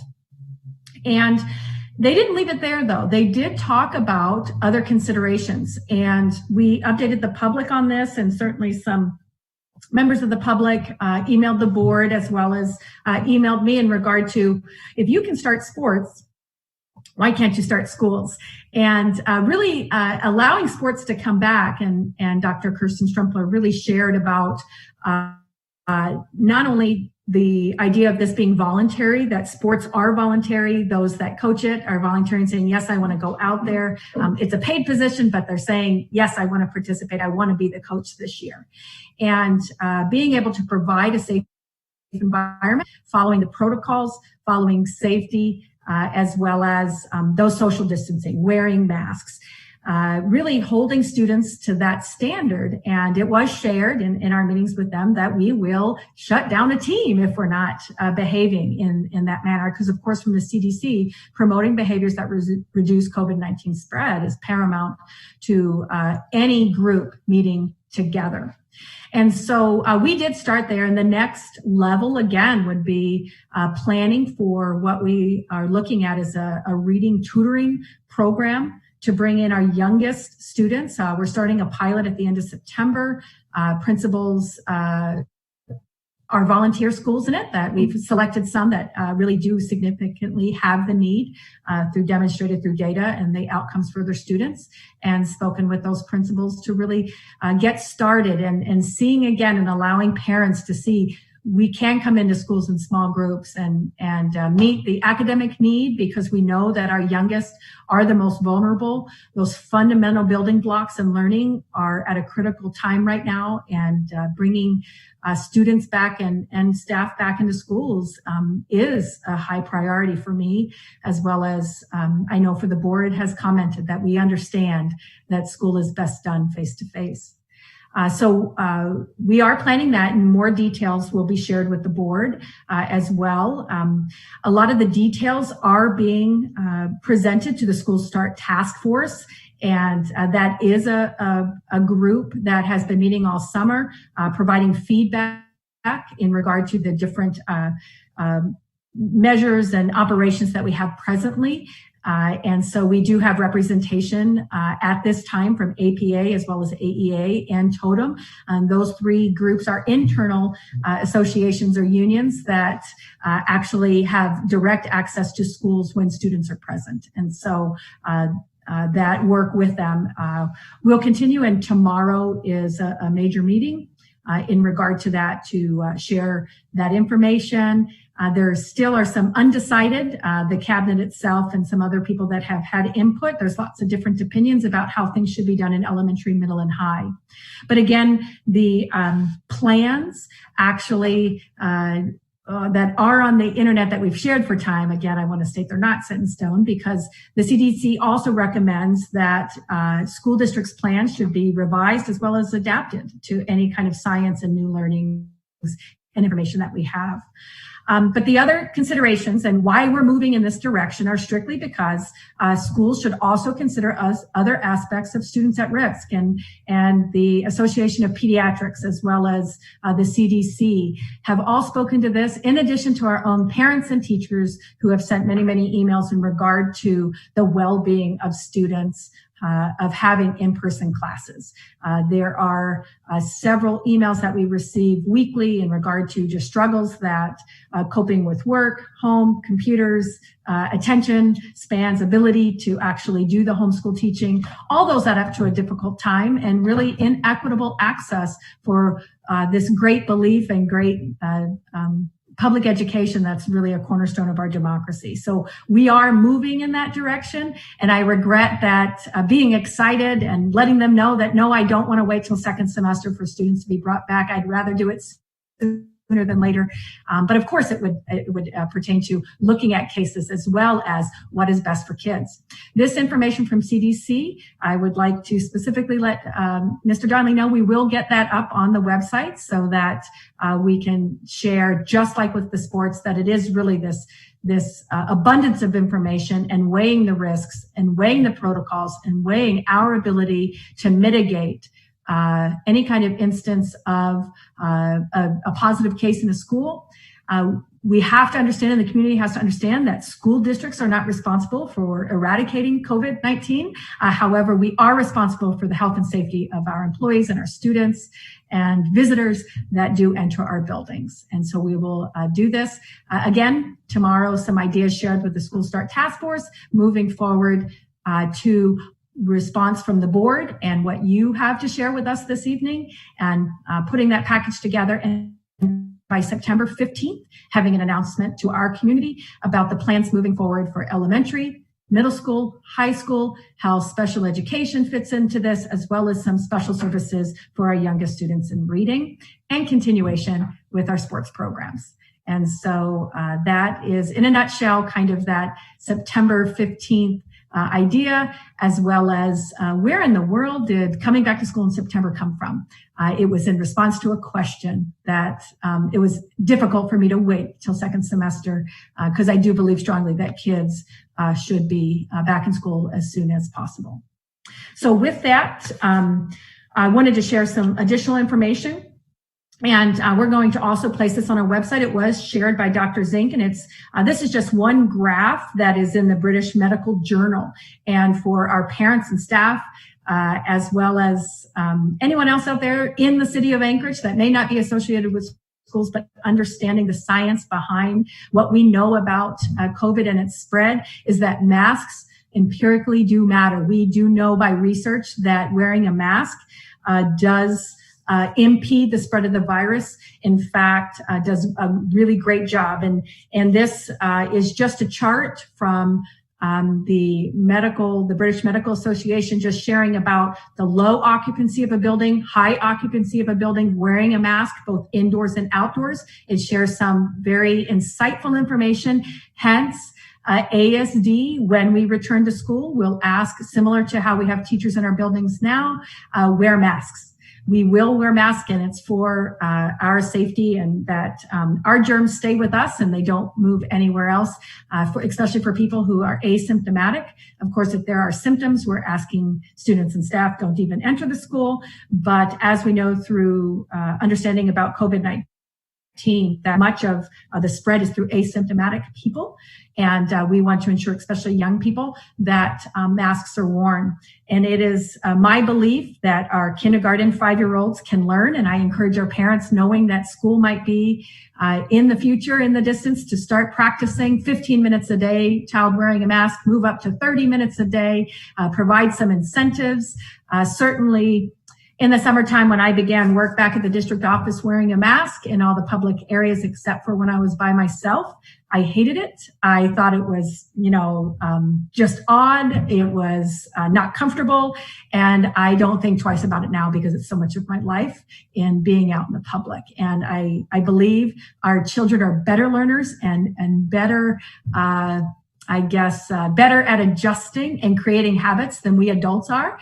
That old saying, old dog, it's difficult to learn new tricks, probably has a little truth, but 5-year-olds in their lifespan can and will learn. I want you to know that kindergarten teachers and everybody, preschool teachers, they have, although parents sometimes like to, put kids' snowsuits on and put their boots on, in schools, they learn to do that themselves, and they do it quite well. So our kids can learn. So this is one piece that we will communicate is going to be a big part of ASD going back to school. And at this time, I would like, I'll jump back in a minute, but I would like Kirsten Johnson-Strumpler to just share a little bit of update about the sports. Again, this was the catalyst that started the discussion about what's next in school. And certainly, again, primary schools, getting our youngest students back is next based on our mind. But without further ado, Kirsten, if you could please comment on these next couple slides for the board. All right. Thank you, Dr. Bishop. Through the president to the school board, I am happy to report that we opened our sports and activities for high school students on Friday. So practices started Friday and continued over the weekend and will continue through this week. We will commence some socially distanced and very well managed events for competition later this week, starting on Thursday night. And so we're pretty confident at this point that we can provide a safe experience for students. As Dr. Bishop mentioned, it is an optional activity that we offer in the district, so students definitely don't have to participate, and if they're not comfortable, families can choose to not have them participate in their athletic events this year. But there are many student athletes and parents that are ready to get going, and they're willing to go through all of the hoops necessary to make it a safe event. So just to highlight a couple of the things that we're doing to ensure that safety at our events. Each athlete is allowed to have 2 spectators, and they will get 2 spectator tickets that we will issue them ahead of events. There are some special restrictions beyond that, given certain athletic events, and coaches are communicating those, such as tennis matches at the Alaska clubs are not able to have spectators given the venue. And so, but we're in general allowing 2 spectators per athlete to limit our crowd control. And then we also have installed pixel-out cameras at most of our gyms and about half of our football fields so that we can manage additional attendance via online streaming ways for people to still participate and support kids. So that's just one way. We have developed individual safety mitigation plans for every single athletic sport or if you will, kind of event, so that volleyball has a specific set of safety measures in place, football has a specific set of safety measures in place, and so on and so forth. So we're pretty confident, given our experience this summer through our out of season contact and not having any secondary transmission, that we'll be able to move forward in a productive and safe way. What you're seeing here is if we do in the event have a particular positive case or multiple positive cases, this is how we'll proceed in working through those situations. And rather than a one size fits all kind of metric and response, we've gauged it based on the number of potential positive cases that might come forward as we proceed through the fall sports season.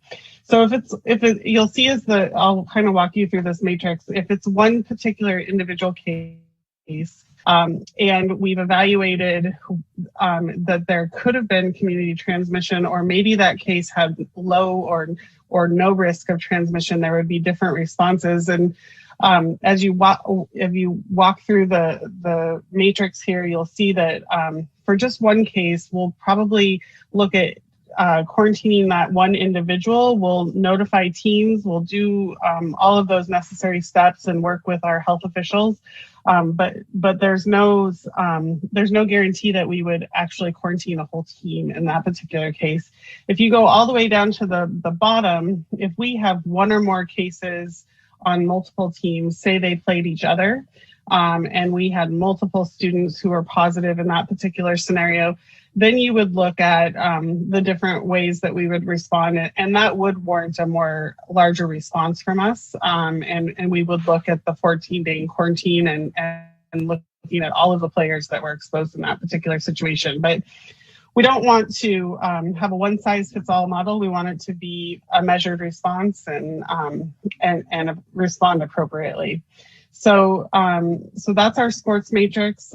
So between our safety mitigation, our sports matrix, confirmed case response plan, and just all of the interaction that we've had with health officials and working with the Alaska Activities Association, we're ready to move forward, I believe, and have a great opportunity for our kids to get back out there with our athletic events. So with that, I'd like to turn it back over to Dr. Bishop.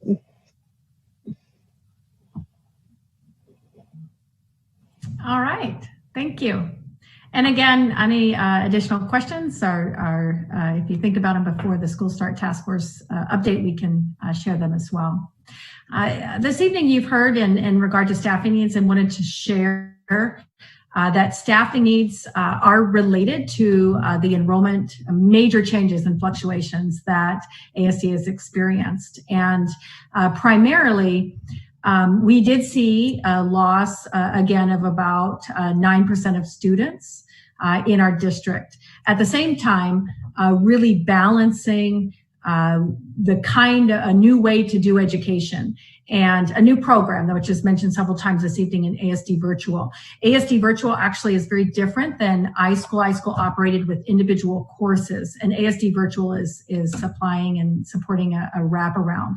So for the 3,200 students that chose virtual, we really had to staff understanding the staffing that we already have, given that new additional staffing couldn't be hired, which was and has been our traditional go-to for ASD Virtual, that when we set up a new course, or rather ASD iSchool, we were able to hire an addenda just for a portion of a time, knowing that we were about 4,000 students under projection.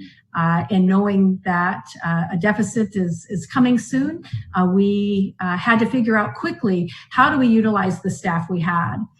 And tying it to the homeschool was one of those reasons, again, so that the board understands, so that after the pandemic, if students chose and really wanted to, and families wanted to stay with their schools, but they just weren't sure about in-schooling, because remember, when we designed all these, in-schooling might have a partial day in and out, and we wanted our families who weren't sure about coming back to school that shared with us in a survey that we did this summer, that we've reported on in July, about what do ASD families and students desire. They really, about a third, desired only in school, only face-to-face. There was about a third who wanted a hybrid, and about a third who were not going to come back. They wanted to do it at home just because they were very unsure, or perhaps had family conditions that would make it difficult if a child became sick. And so in understanding this and not wanting to lose additional students, we set up ASD Virtual to be wraparound, a brand new service. Now, again, the teachers for that, as well as other schools, were coming from our traditional owned staff.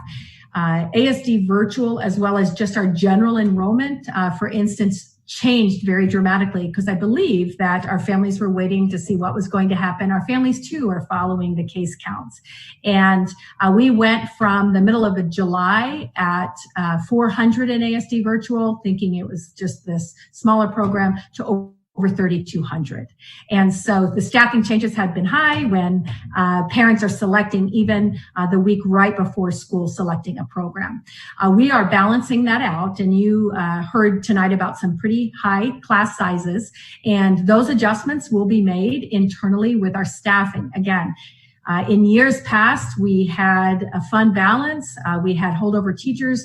We had an ability to adjust without impacting what was, because if you add, you're just hiring new, and there's only a change at that school. When you have to adjust with inside, wherever you're taking from is impacted, as well as where you're going to, creating a new class.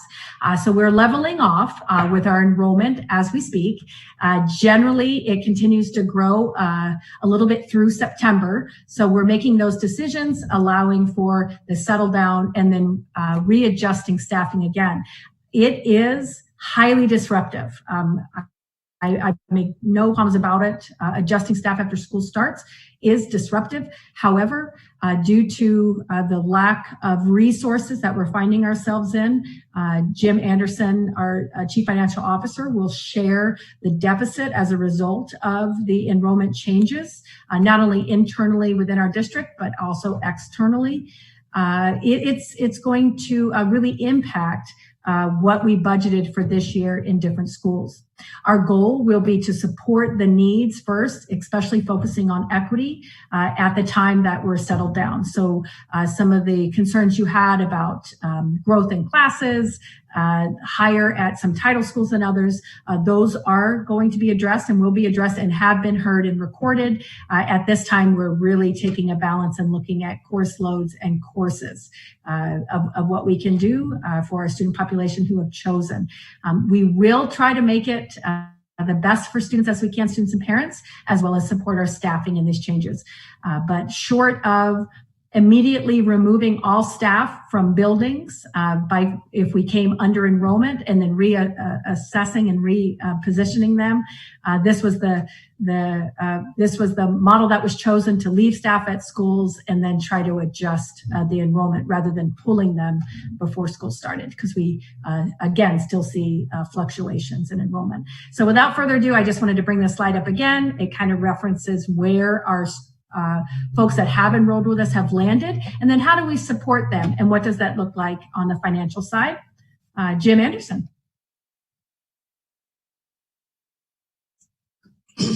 Thank you, Dr. Bishop. Next slide, please. Dr. Bishop covered this real quickly at the beginning of the school board meeting. You can see the year-over-year comparison, and you see about a 4,000 student drop between last year at this time and the year prior. On top of the 4,000 drop, we did have about 1,000 move from neighborhood schools into Family Frontier and Paideia, which shifts additional funds over to those programs. Next slide. So real quick at the top, I'll just hover on a couple things. The 906 intensive needs students, when you have less intensive needs than what you budgeted, you lose about $95,000 per intensive needs student. About 77,000 of that would be state funding, and then the remainder of that would be the local funding that you miss.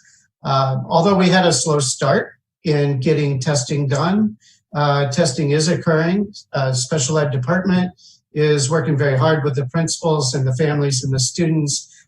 That is increasing slowly. Tough to know where it will play out during the October timeframe, but we'll keep looking at that.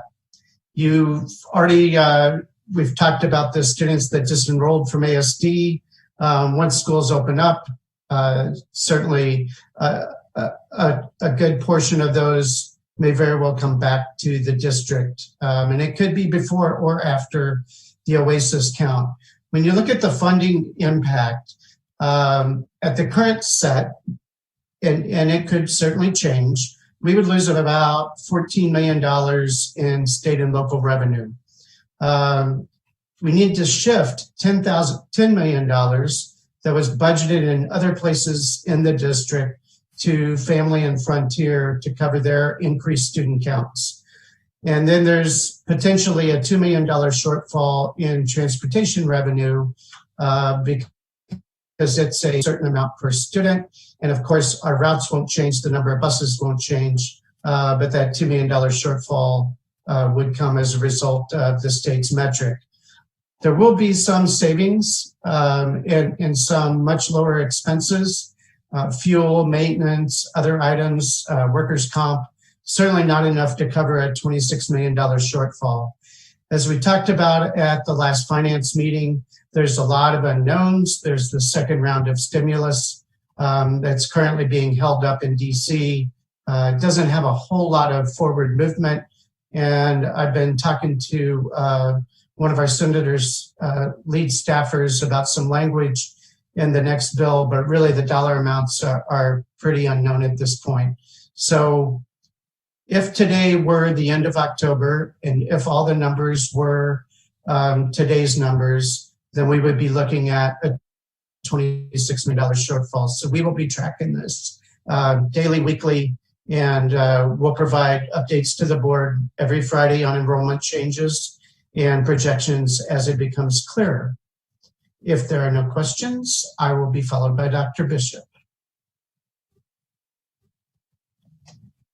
All right, and this last section concludes the superintendent update. I regret that it was so long. There's lots of information to share. Jim Anderson doesn't know about this, but he doesn't know that I'm sharing it with you and with the public. We received notice from Ashburn, Virginia, that in June, Jim Anderson, our Chief Financial Officer for the Anchorage School District, he is being honored by the Association of School Business Officials. This is a national organization outside of Alaska with its Pinnacle Award of Achievement. And it was in regard to the generation that provides housing for rural high school students to attend academic and career and technical classes in Anchorage, our partnership. So that was entered. It was entered by not our school district, but Lower Yukon. They felt as though the ability for their students to really have the high quality education offered here at King Tech was outstanding, and they really appreciated our district working with them, and they submitted Jim's name, and he was awarded this national award. So congratulations, Mr. Anderson. Thank you so much. And you're a humble man, but I just wanted to share my personal gratitude for all that you do for the Anchorage School District as well. Thank you. And the end. Thank you. Thank you. I'm happy to answer any questions if needed. Thank you.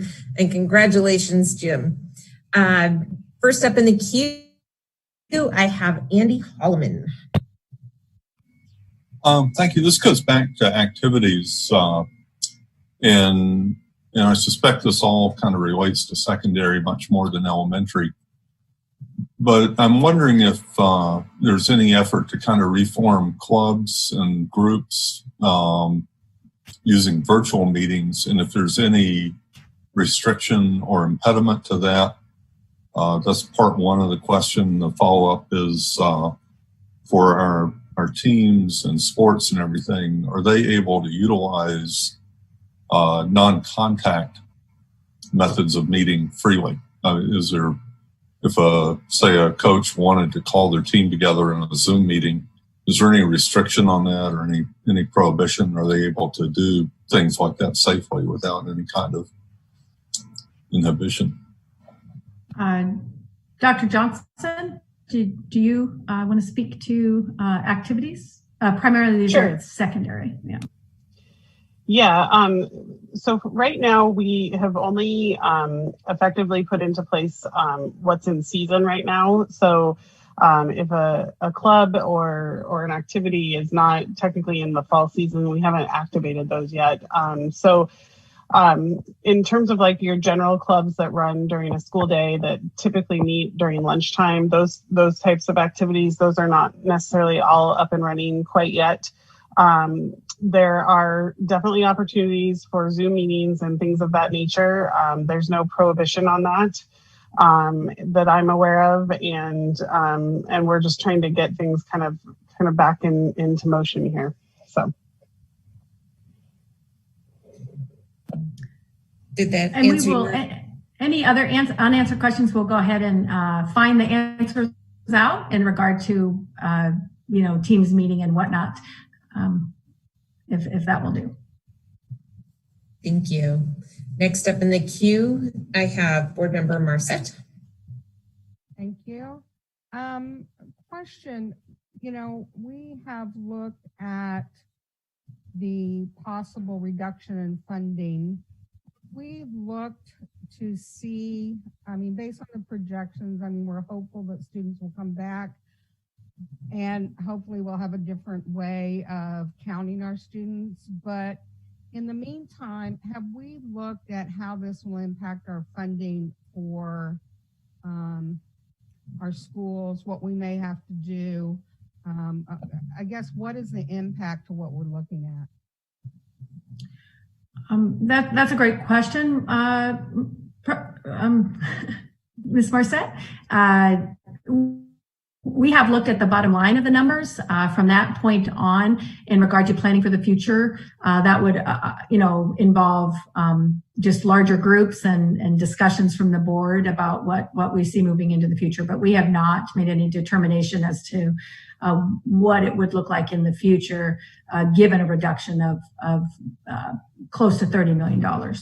So we don't have an answer for that. We have past history of large cuts and what we tried to do before funding came through, but nothing at this point. When would that, I mean, and would we wait until we actually do our count? Would we wait to see if, because I know we start looking at our budget in December. Would we, I don't know, I'm trying to remember from past years, but what would be the timeline for looking at that and what we might have to do and how that will affect our budget? That's a great point. So the count is the first part of that, just to see from this year. But by November, we begin to come up with a number of our belief of students enrolled next year and then begin to build the budget then. And so once we get through this count period, budgeting really never ends for those folks in the budgeting and in Jim's world. However, right now the focus is on, standing up this year, identifying the shortfalls this year, which would influence and really assist in predicting what it might look like in the future, and then bringing that back to the board. Thank you. Thank you. Next up in the queue, I have Board Member Hildy. Thank you. I just have a question and then a comment. One is on the metric we use for deciding which level we're at. I know that was built with, a lot of input from medical professionals kind of at the beginning of summer, but I know a lot of those treatments have changed. And then when we're looking at outbreaks in our community, 20 people spread across the community seems different than 20 people in a more isolated or closed community like NYC or Brother Francis or Pioneer Home. So is there any work on changing or modifying the metric based on merging information? Is that kind of an ongoing review process? That's what I'm wondering. Thank you. That's a great question. And it actually is an ongoing process. And for the sports even, we brought up that model. Dr. Johnson and I actually did speak. I talked to a couple of doctors on the state's education planning team. And while they acknowledged that in certain areas, the ability to mitigate the cases in a particular area is much easier. It's not community widespread. They basically eliminating those numbers or taking them into account separately. They did not recommend. However, what was presented today is a bit of that adjustment of taking a look at not only case numbers, but what can we do and what will education look like if we can mitigate those and what are the needs? Some ideas, again, to update our medium risk categories are being brought back to the task force to, work around and see what the thoughts are in that regard. But once we do that and have some ideas and bring them back, we will be, again, meeting with Dr. Zink, Commissioner Crum, those that are in the medical field. So every step of the way, especially in the last movement towards sports, it was inclusive of the medical professionals. The change that we're adding to that specific question is really that in addition to the community spread of the virus, which is paramount in the CDC, also following right thereafter are the needs and the general needs of young people and schooling. And so we're articulating those, going to put those statements up on the website to say that those really are those other mitigating circumstances that are considered. If we do have any updates in regard to numbers and counting and moving in risk levels, we'll bring those right back to the board. Some ideas, again, are being shared tomorrow to the School Start Task Force. And then just my comment on that, I appreciate all the efforts the sports people are putting into making everything safe during practices, but I want our athletes to understand that their choices outside of practices impact all the other students. So if there's going to be a large gathering like I observed last week of athletes that aren't practicing social distancing or wearing masks in their personal time, that impacts other kids not being able to get to school to read or advance in their school work or get their social interaction. So I just hope that message is, us as board members sharing that with the community, our collective responsibility to keep those numbers down so that we can get kids back into the class. Thank you. Next up in the queue is Board Member Bellamy. Yes, thank you. I just have a couple of questions. I love the idea of the reading program. Can you refresh my memory? Where did we get that money? Was that part of what was left over from the state, or was it? I don't know. I think it was a gift or something from the state. What was that? Where did we get that money? Thank you, Member Bellamy. I will. So at the close of last year, the unspent monies in different categories for development, for other initiatives that we couldn't do in the spring, we pulled that money and put that money towards the board's goals. And the paramount goal that came through in June was reading. And so we had set aside some funds to be able to work on reading. And right now, the biggest issue and support needed, the feeling is with the K2. Yeah. So it was unspent funds from last year's initiatives in regard to instruction during the pandemic shutdown that occurred last spring. Okay, awesome. My next question has to do with the sports matrix. Are we still we will be working with the public health to do any tracing if we have to do any contact tracing? Is that we don't have our own contact tracers, do we? It's funny that their contract tracers were ours in the summer, but I'll let Mr. Roth speak to that, or Jen Petronis if she's on. Thank you, Dr. Bishop. Through the president to board member Bellamy. So the municipality, the Anchorage Health Department, does have proponency for the call tracing mission in the municipality. However, we recognize that if we have a confirmed case, there are a couple ways that information will come to the district. One could be from the health department itself, but we think the primary source is going to come through either a coach or an assistant principal to a school director, and then that will get propagated up through the district leadership. So being that is the most likely situation where it's coming from the school, we recognize that we're going to do some internal call or contact tracing ourselves, but that mission would eventually move over to the health department, and I think we would probably continue to work side by side with them. So that hopefully that kind of provides a response to your question. And it does. Thank you. And the other question along with the sports has to do with, I know that we're not doing any, we're not requiring that kids be tested prior to participating. But since COVID testing is free, are we suggesting it? Through the president to member Bellamy, to my knowledge, and I don't have a direct view of what's happening in the high schools where these activities are occurring.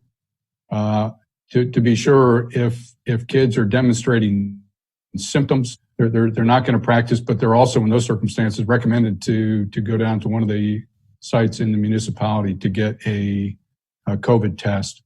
But I think just in terms of a general recommendation, I'm not aware of that activity. Maybe Dr. Johnson could address that in more detail.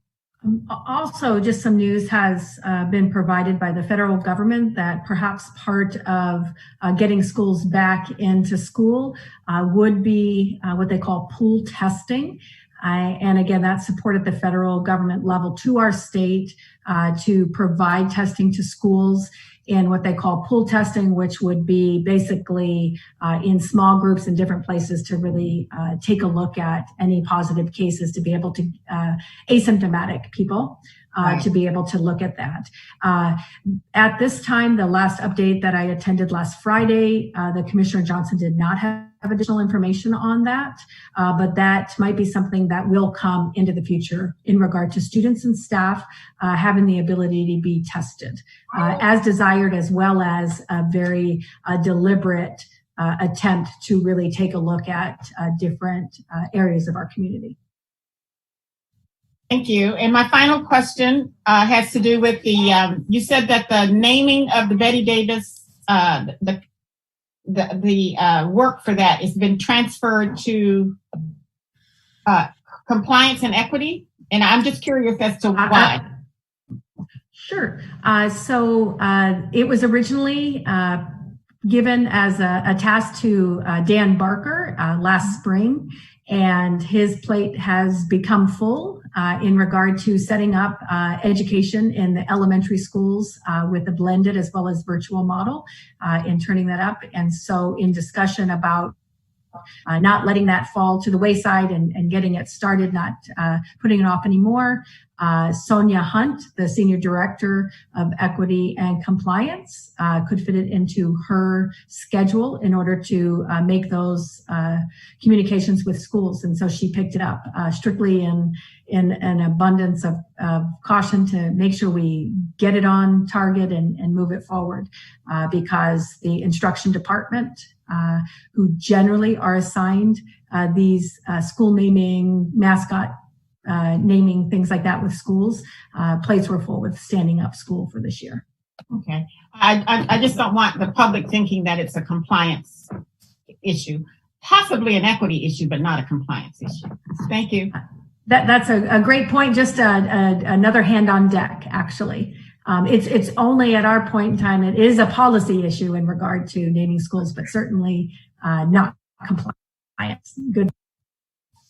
Thank you. Next up in the queue is Board Member Donnelly.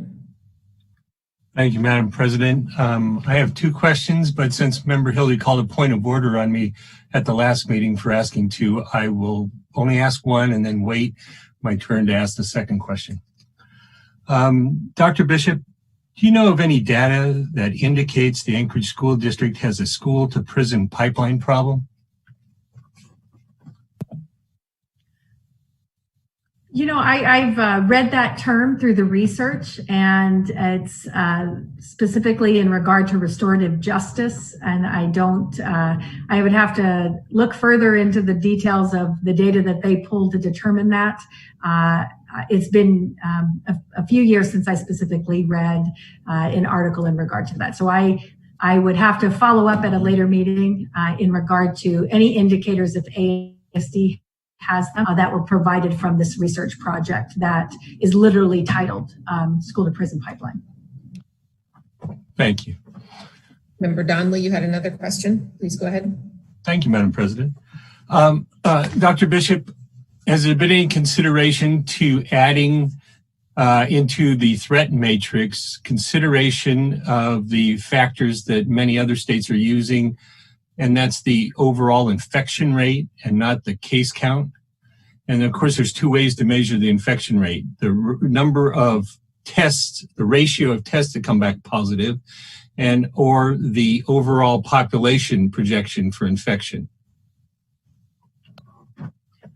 Those have been in discussions. Again, we have not taken any actions into changing them, simply reviewing, asking questions, and that's where we landed with the additional CDC guidelines in regard to other factors that were outside of a kind of a metric, if you will, outside of a number. We can, continue to have conversations about that and bring that to that state guidance for education folks that set out from the state of Alaska, Indeed's guidelines for their Smart Start. Thank you. Thank you very much. All right, I am not seeing any other hands up in the queue. And just to remind board members, we will have the task force update as a non-action item that will continue to recur. And so at this time, we will go ahead, if there are no other comments from Dr. Bishop, move on to the consent agenda. Okay. Madam President, I move to approve the consent agenda consisting of ASD Memorandum number 017, the personnel report, minutes from June 25th, 2020 executive session, minutes from July 10th special meeting minutes, and minutes from our executive and work session on July 21st, 2020. Second. Thank you. I have a first and a second. Katie, would you please do roll call?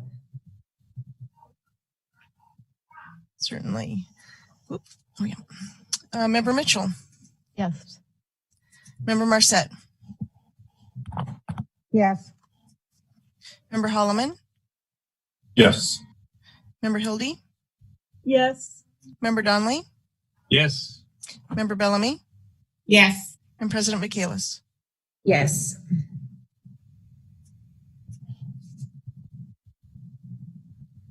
Okay. I'm going to continue. Just one quick second. Okay. Waiting for the screen to pop up. And the consent agenda passes with 7 yeas and 0 nays. Next up, we have our action items. And just to confirm with Katie that there is no public testimony for any of the action items at this time. That is correct. I do not have anyone signed up for action item testimony. All right, thank you. And Member Bellamy, if you could kick us off with the first action item. Sure. Madam President, I move to approve ASD memorandum number 021, budget transfers of up to $220,820 for the Special Education Department's Elementary Education Division to provide qualified teachers for students enrolled in the school-based behavior support programs. Second. Thank you. Do any board members have any questions on ASD Memorandum 021? Not seeing any. Katie, if you could please do a roll call vote. Member Hildy. Yes. Member Donnelly. Yes. Member Bellamy. Yes. President Michaelis. Yes. Member Mitchell. Yes. Member Marset. Yes. And Member Holloman. Yes. Thank you. ASD Memorandum number 021 passes with 7 yeas and 0 nays. And next up.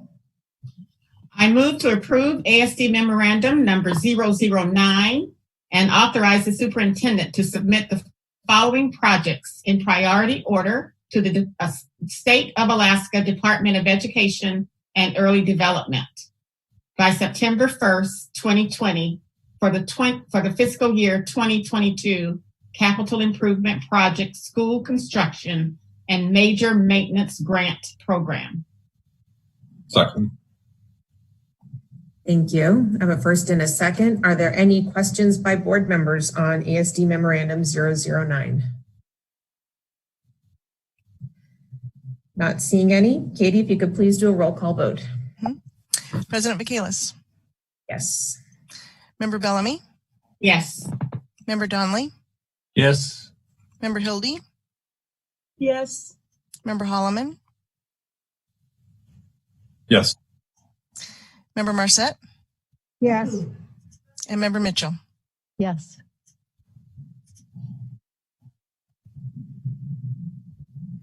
ASD Memorandum number 009 passes with 7 yeas and 0 nays. Next up. I move to approve ASD memorandum number 026 and authorize the superintendent to accept a grant from the Alaska Department of Education and Early Development in the amount of $269,982.97 for the second year of a 5-year comprehensive literacy instruction project to improve literacy outcomes for students at Service High School. Second. I have a first and a second. Are there any board members with questions on ASD Memorandum number 026? Not seeing any. Katie, if you could please do a roll call vote. Member Donnelly. Yes. Member Mitchell. Yes. President Michaelis. Yes. Member Bellamy? Yes. Member Marset? Yes. Member Hildy? Yes. Member Holloman? Yes.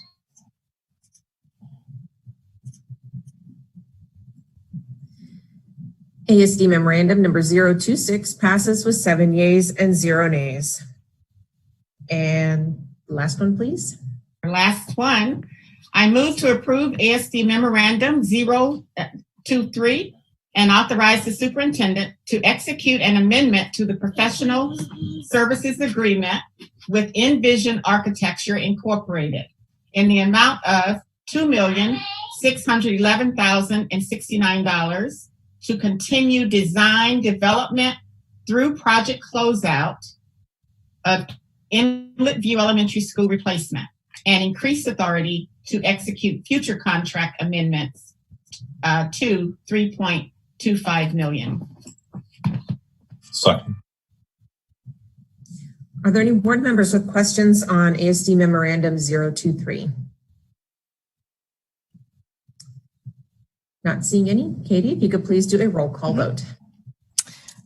Member Holloman? Yes. Member Marset? Yes. Member Mitchell? Yes. Member Hildy? Yes. President Vacalis? Yes. Member Bellamy? Yes. And Member Donnelly? No.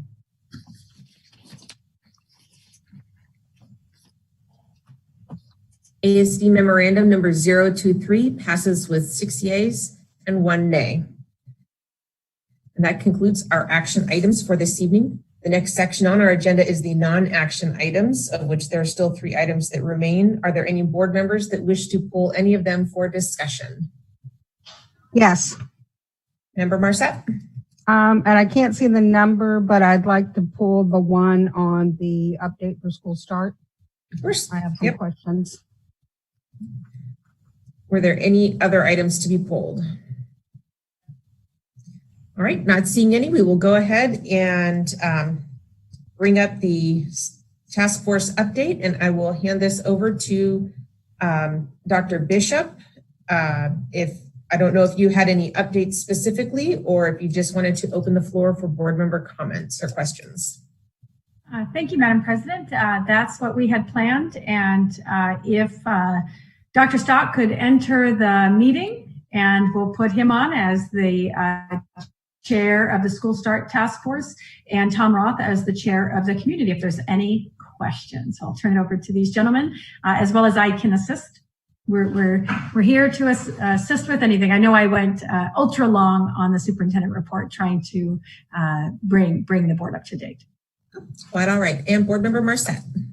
Yes, I have been asked several times about our APA, or I think that's right, our AP classes and our gifted students, that they don't feel like they're being challenged enough, or is there another avenue or another way that they can enroll in something that would provide them with more challenging content? And on that same note, how are we working with our students that are underachieving?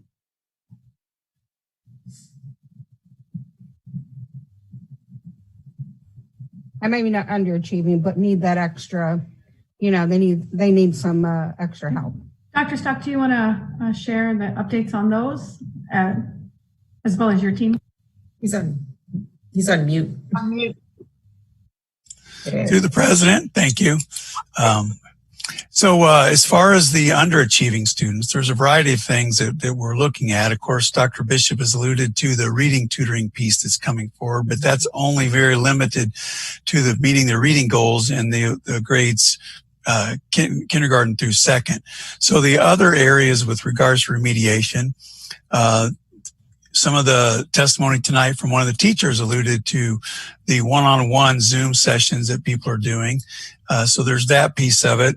In addition to that, Tarlisha Wayne may be able to speak to some of the other supports are coming into in tier 3 with regards to special needs students. In addition to that, Dr. Knutson may be able to respond as well to the supports that are going in around ELL and around our migrant students as well, and the Indian Ed. So all of those programs are providing additional support, both virtually through the blended program, and also we're providing some of those similar supports with the ASD virtual. So I think I'd like to first look to Dr. Stock as well. The question stemmed from AP and advanced placement for honors courses as well. Okay. And so on the AP side of that, we did get a slow start, as you know, for those who are taking the advanced placement through ASD virtual. And so we have all those materials coming in now. And so that is there. But as far as additional tutoring supports, I would have to look to Dr. Knutson or someone to talk about how that's coming out as far as in the classroom. So. And then Dr. Stock, I'm sorry, also on our gifted students, which would be, elementary, particularly hearing from students from Rogers Park, if there is not something else that they can supplement with the virtual, or are we offering something for those students? As far as go ahead. No, I was just going to say, as far as the differentiation piece of that, all of the teachers, of course, who have those students at Rogers Park would be trying to offer additional supports through the way they did even in their actual programming there, as far as at Rogers Park, through differentiation. But as far as special programs, I know we have I can speak to that. I know that training that our gifted Ignite teachers and others have received training, and they've been some of the teachers most interested in the training for Apex and that virtual learning, whereby if it's decided to meet the needs of students, some students are having that met by advancing in coursework or having extended coursework through Apex. I'm not sure the exact name, Dr. Knutson, maybe you have similar to what we used last year, the extensions for Apex as well as actual courses for Apex. If that is part of that, Dr. Stock, I'm not sure that was part of the question. So let's turn to Dr. Knutson and share a little bit about the remedial piece, and then also if in your contacts with Peter Lubacek with the gifted programs, perhaps you have some information from Peter's division on that. Yes, through the president to member Marcette. I will start with gifted at the elementary. And if you have more questions specifically, because we have K through 12 gifted and highly gifted. So there's a lot of variables in there. But at elementary for Ignite, we have a blended approach. And so we have an asynchronous Canvas course for all our Ignite students that our Ignite teachers kind of customize depending on the schools they serve and then the needs they have at those schools. And then on Wednesdays, they do synchronous sessions with those students as well. And our students who are in ASD virtual program also have access to that. In the highly gifted program, they have created for ASD in school courses that mirror what they were being provided in the school. And then through virtual, as Dr. Bishop, they can take higher level courses through Apex or the Apex tutorials with that to provide some more advancement. So that kind of gives you in a nutshell what's happening. And then at the secondary level, same thing there, they can take advanced classes if they need to in ASD virtual, and our teachers have created Canvas courses for highly gifted at that middle school level as well. As far as intervention, looking at our ELL program, Migrant Ed, they have really looked at shifting services to a blending of different things. One of the first priorities, I think it's about 45% of the time, is around family engagement and really ensuring kids are having access to instruction and problem solving when they don't, or if there's some issues that are going on, and really engaging the family. As they did work over the summer through summer school, they were really able connect families, find out what they needed, and wanted to continue doing that in this online environment. They also provide one-on-one tutoring and work with teachers to provide those supports as they need additional supports in their classes. So they're working on that right now, and as kids get going, they're going to have a better idea working with teachers what the specific needs are for students, and we'll be able to provide more targeted support as they go through that. And they are, ELL department is working with Diane Orr around the after school reading intervention program that we're going to be starting at the end of September, so that we can also ensure that we're looking at all kids' needs and targeting some kids that need that extra support. Of course, my fears are, those kids that sometimes get lost through the cracks. It would be, I'm certainly not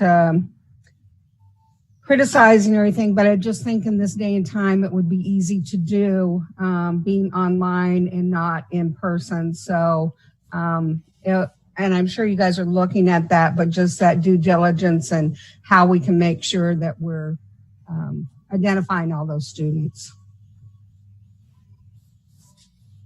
I know you guys are working hard. Next up in the queue, I have Board Member Holloman. And this was about Apex and secondary supports.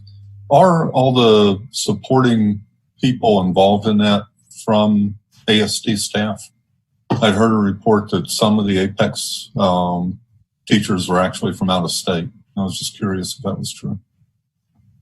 We can request if Kathy Moffitt or is close to that, I know, as well as Mike Fleckenstein. Sure, I can answer that through the board president and member Holman. We have had several courses for which we did not have staff available within ASD. And for those students, we have enrolled them in a virtual school. And ironically, one of the staff members in this school lives in Willow, Alaska. So they're from all over the place, and they're teaching some foreign language that we didn't have available, and as well as some AP courses. But everything that we have staff for, we staff within our district. Do we have any other board members with questions for the task force leads? Or Dr. Bishop? Member Donnelly. Thank you, Madam President.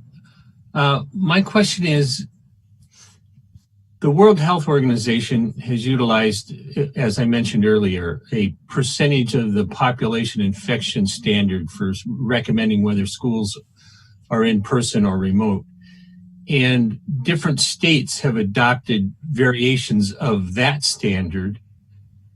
Why is the case count per 100,000 standard that we are currently using a superior standard to that recommended by the World Health Organization?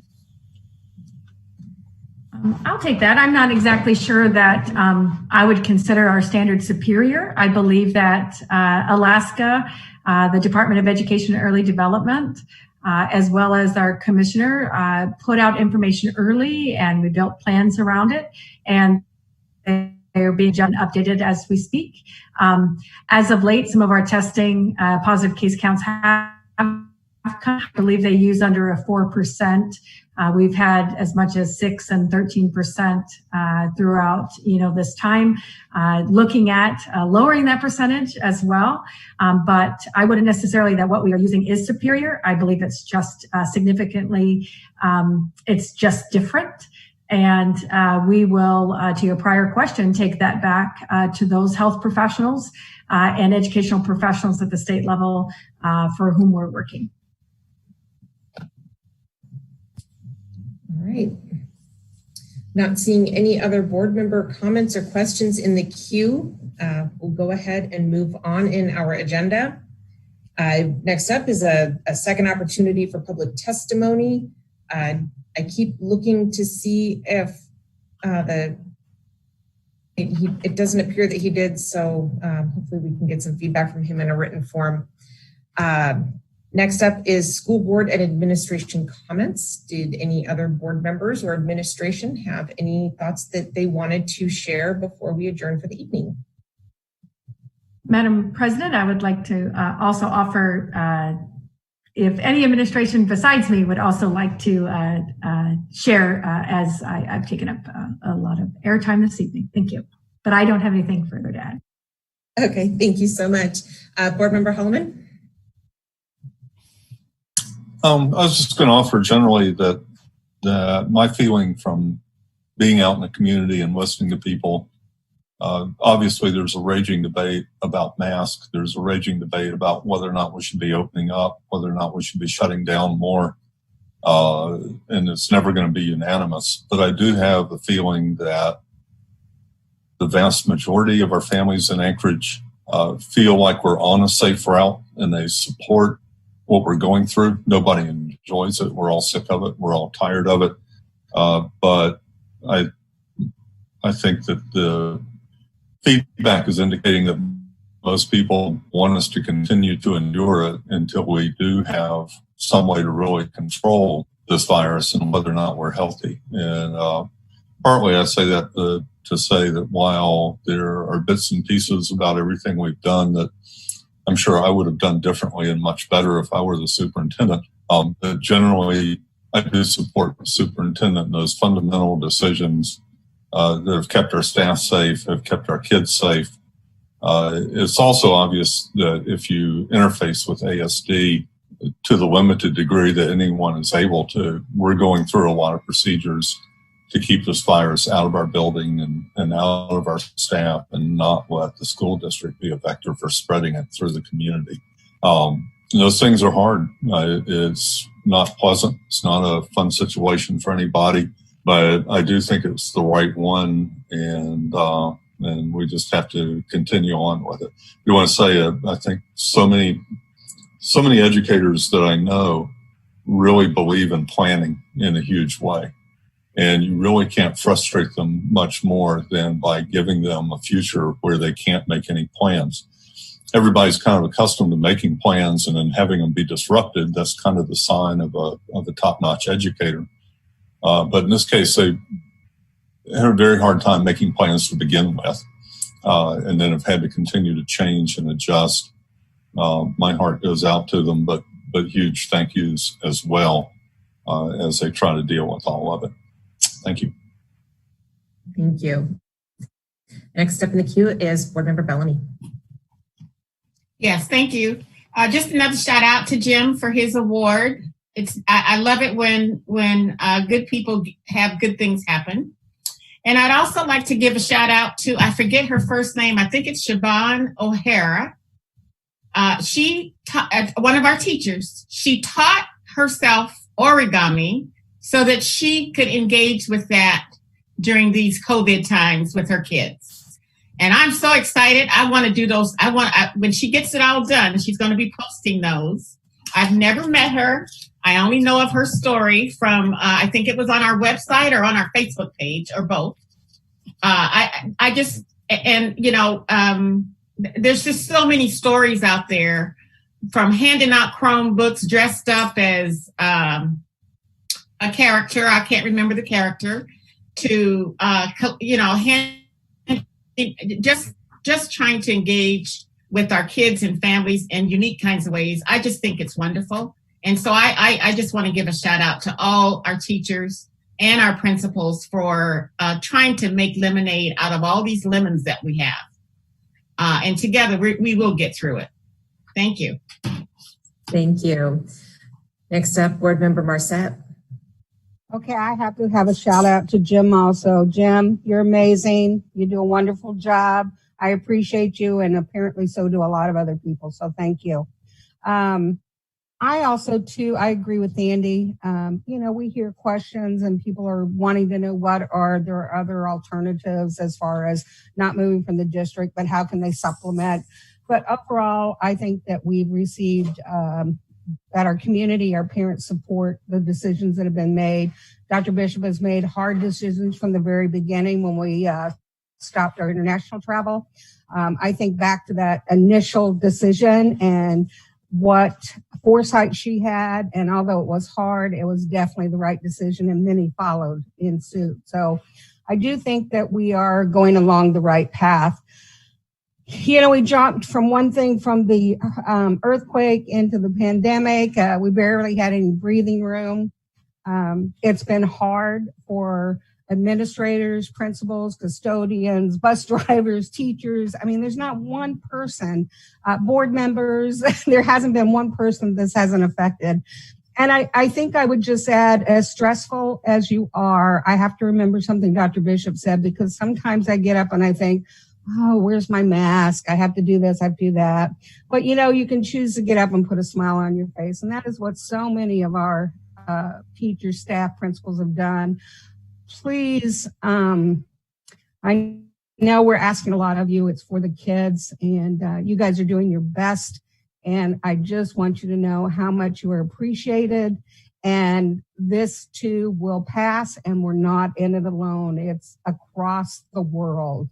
And so I know that's no consolation, but everybody's going through the same thing. So a little bit of tolerance, a little bit of do something to make yourself happy, and be kind to each other. Thank you.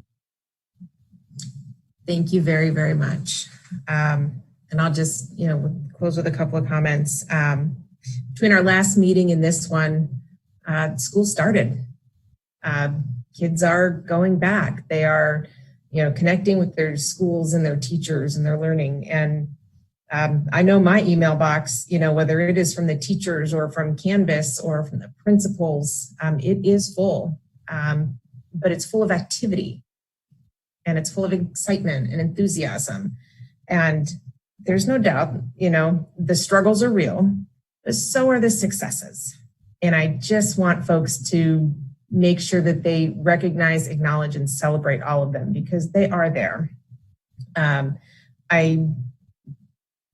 I can't think of a specific shout out that, wouldn't be a little bit biased as a mom, but I am watching a lot of great things happen out there, and a lot of perseverance and patience with each other and the programs and everything. And just very appreciative of the district, that my kids go to school in, and that, I work to represent.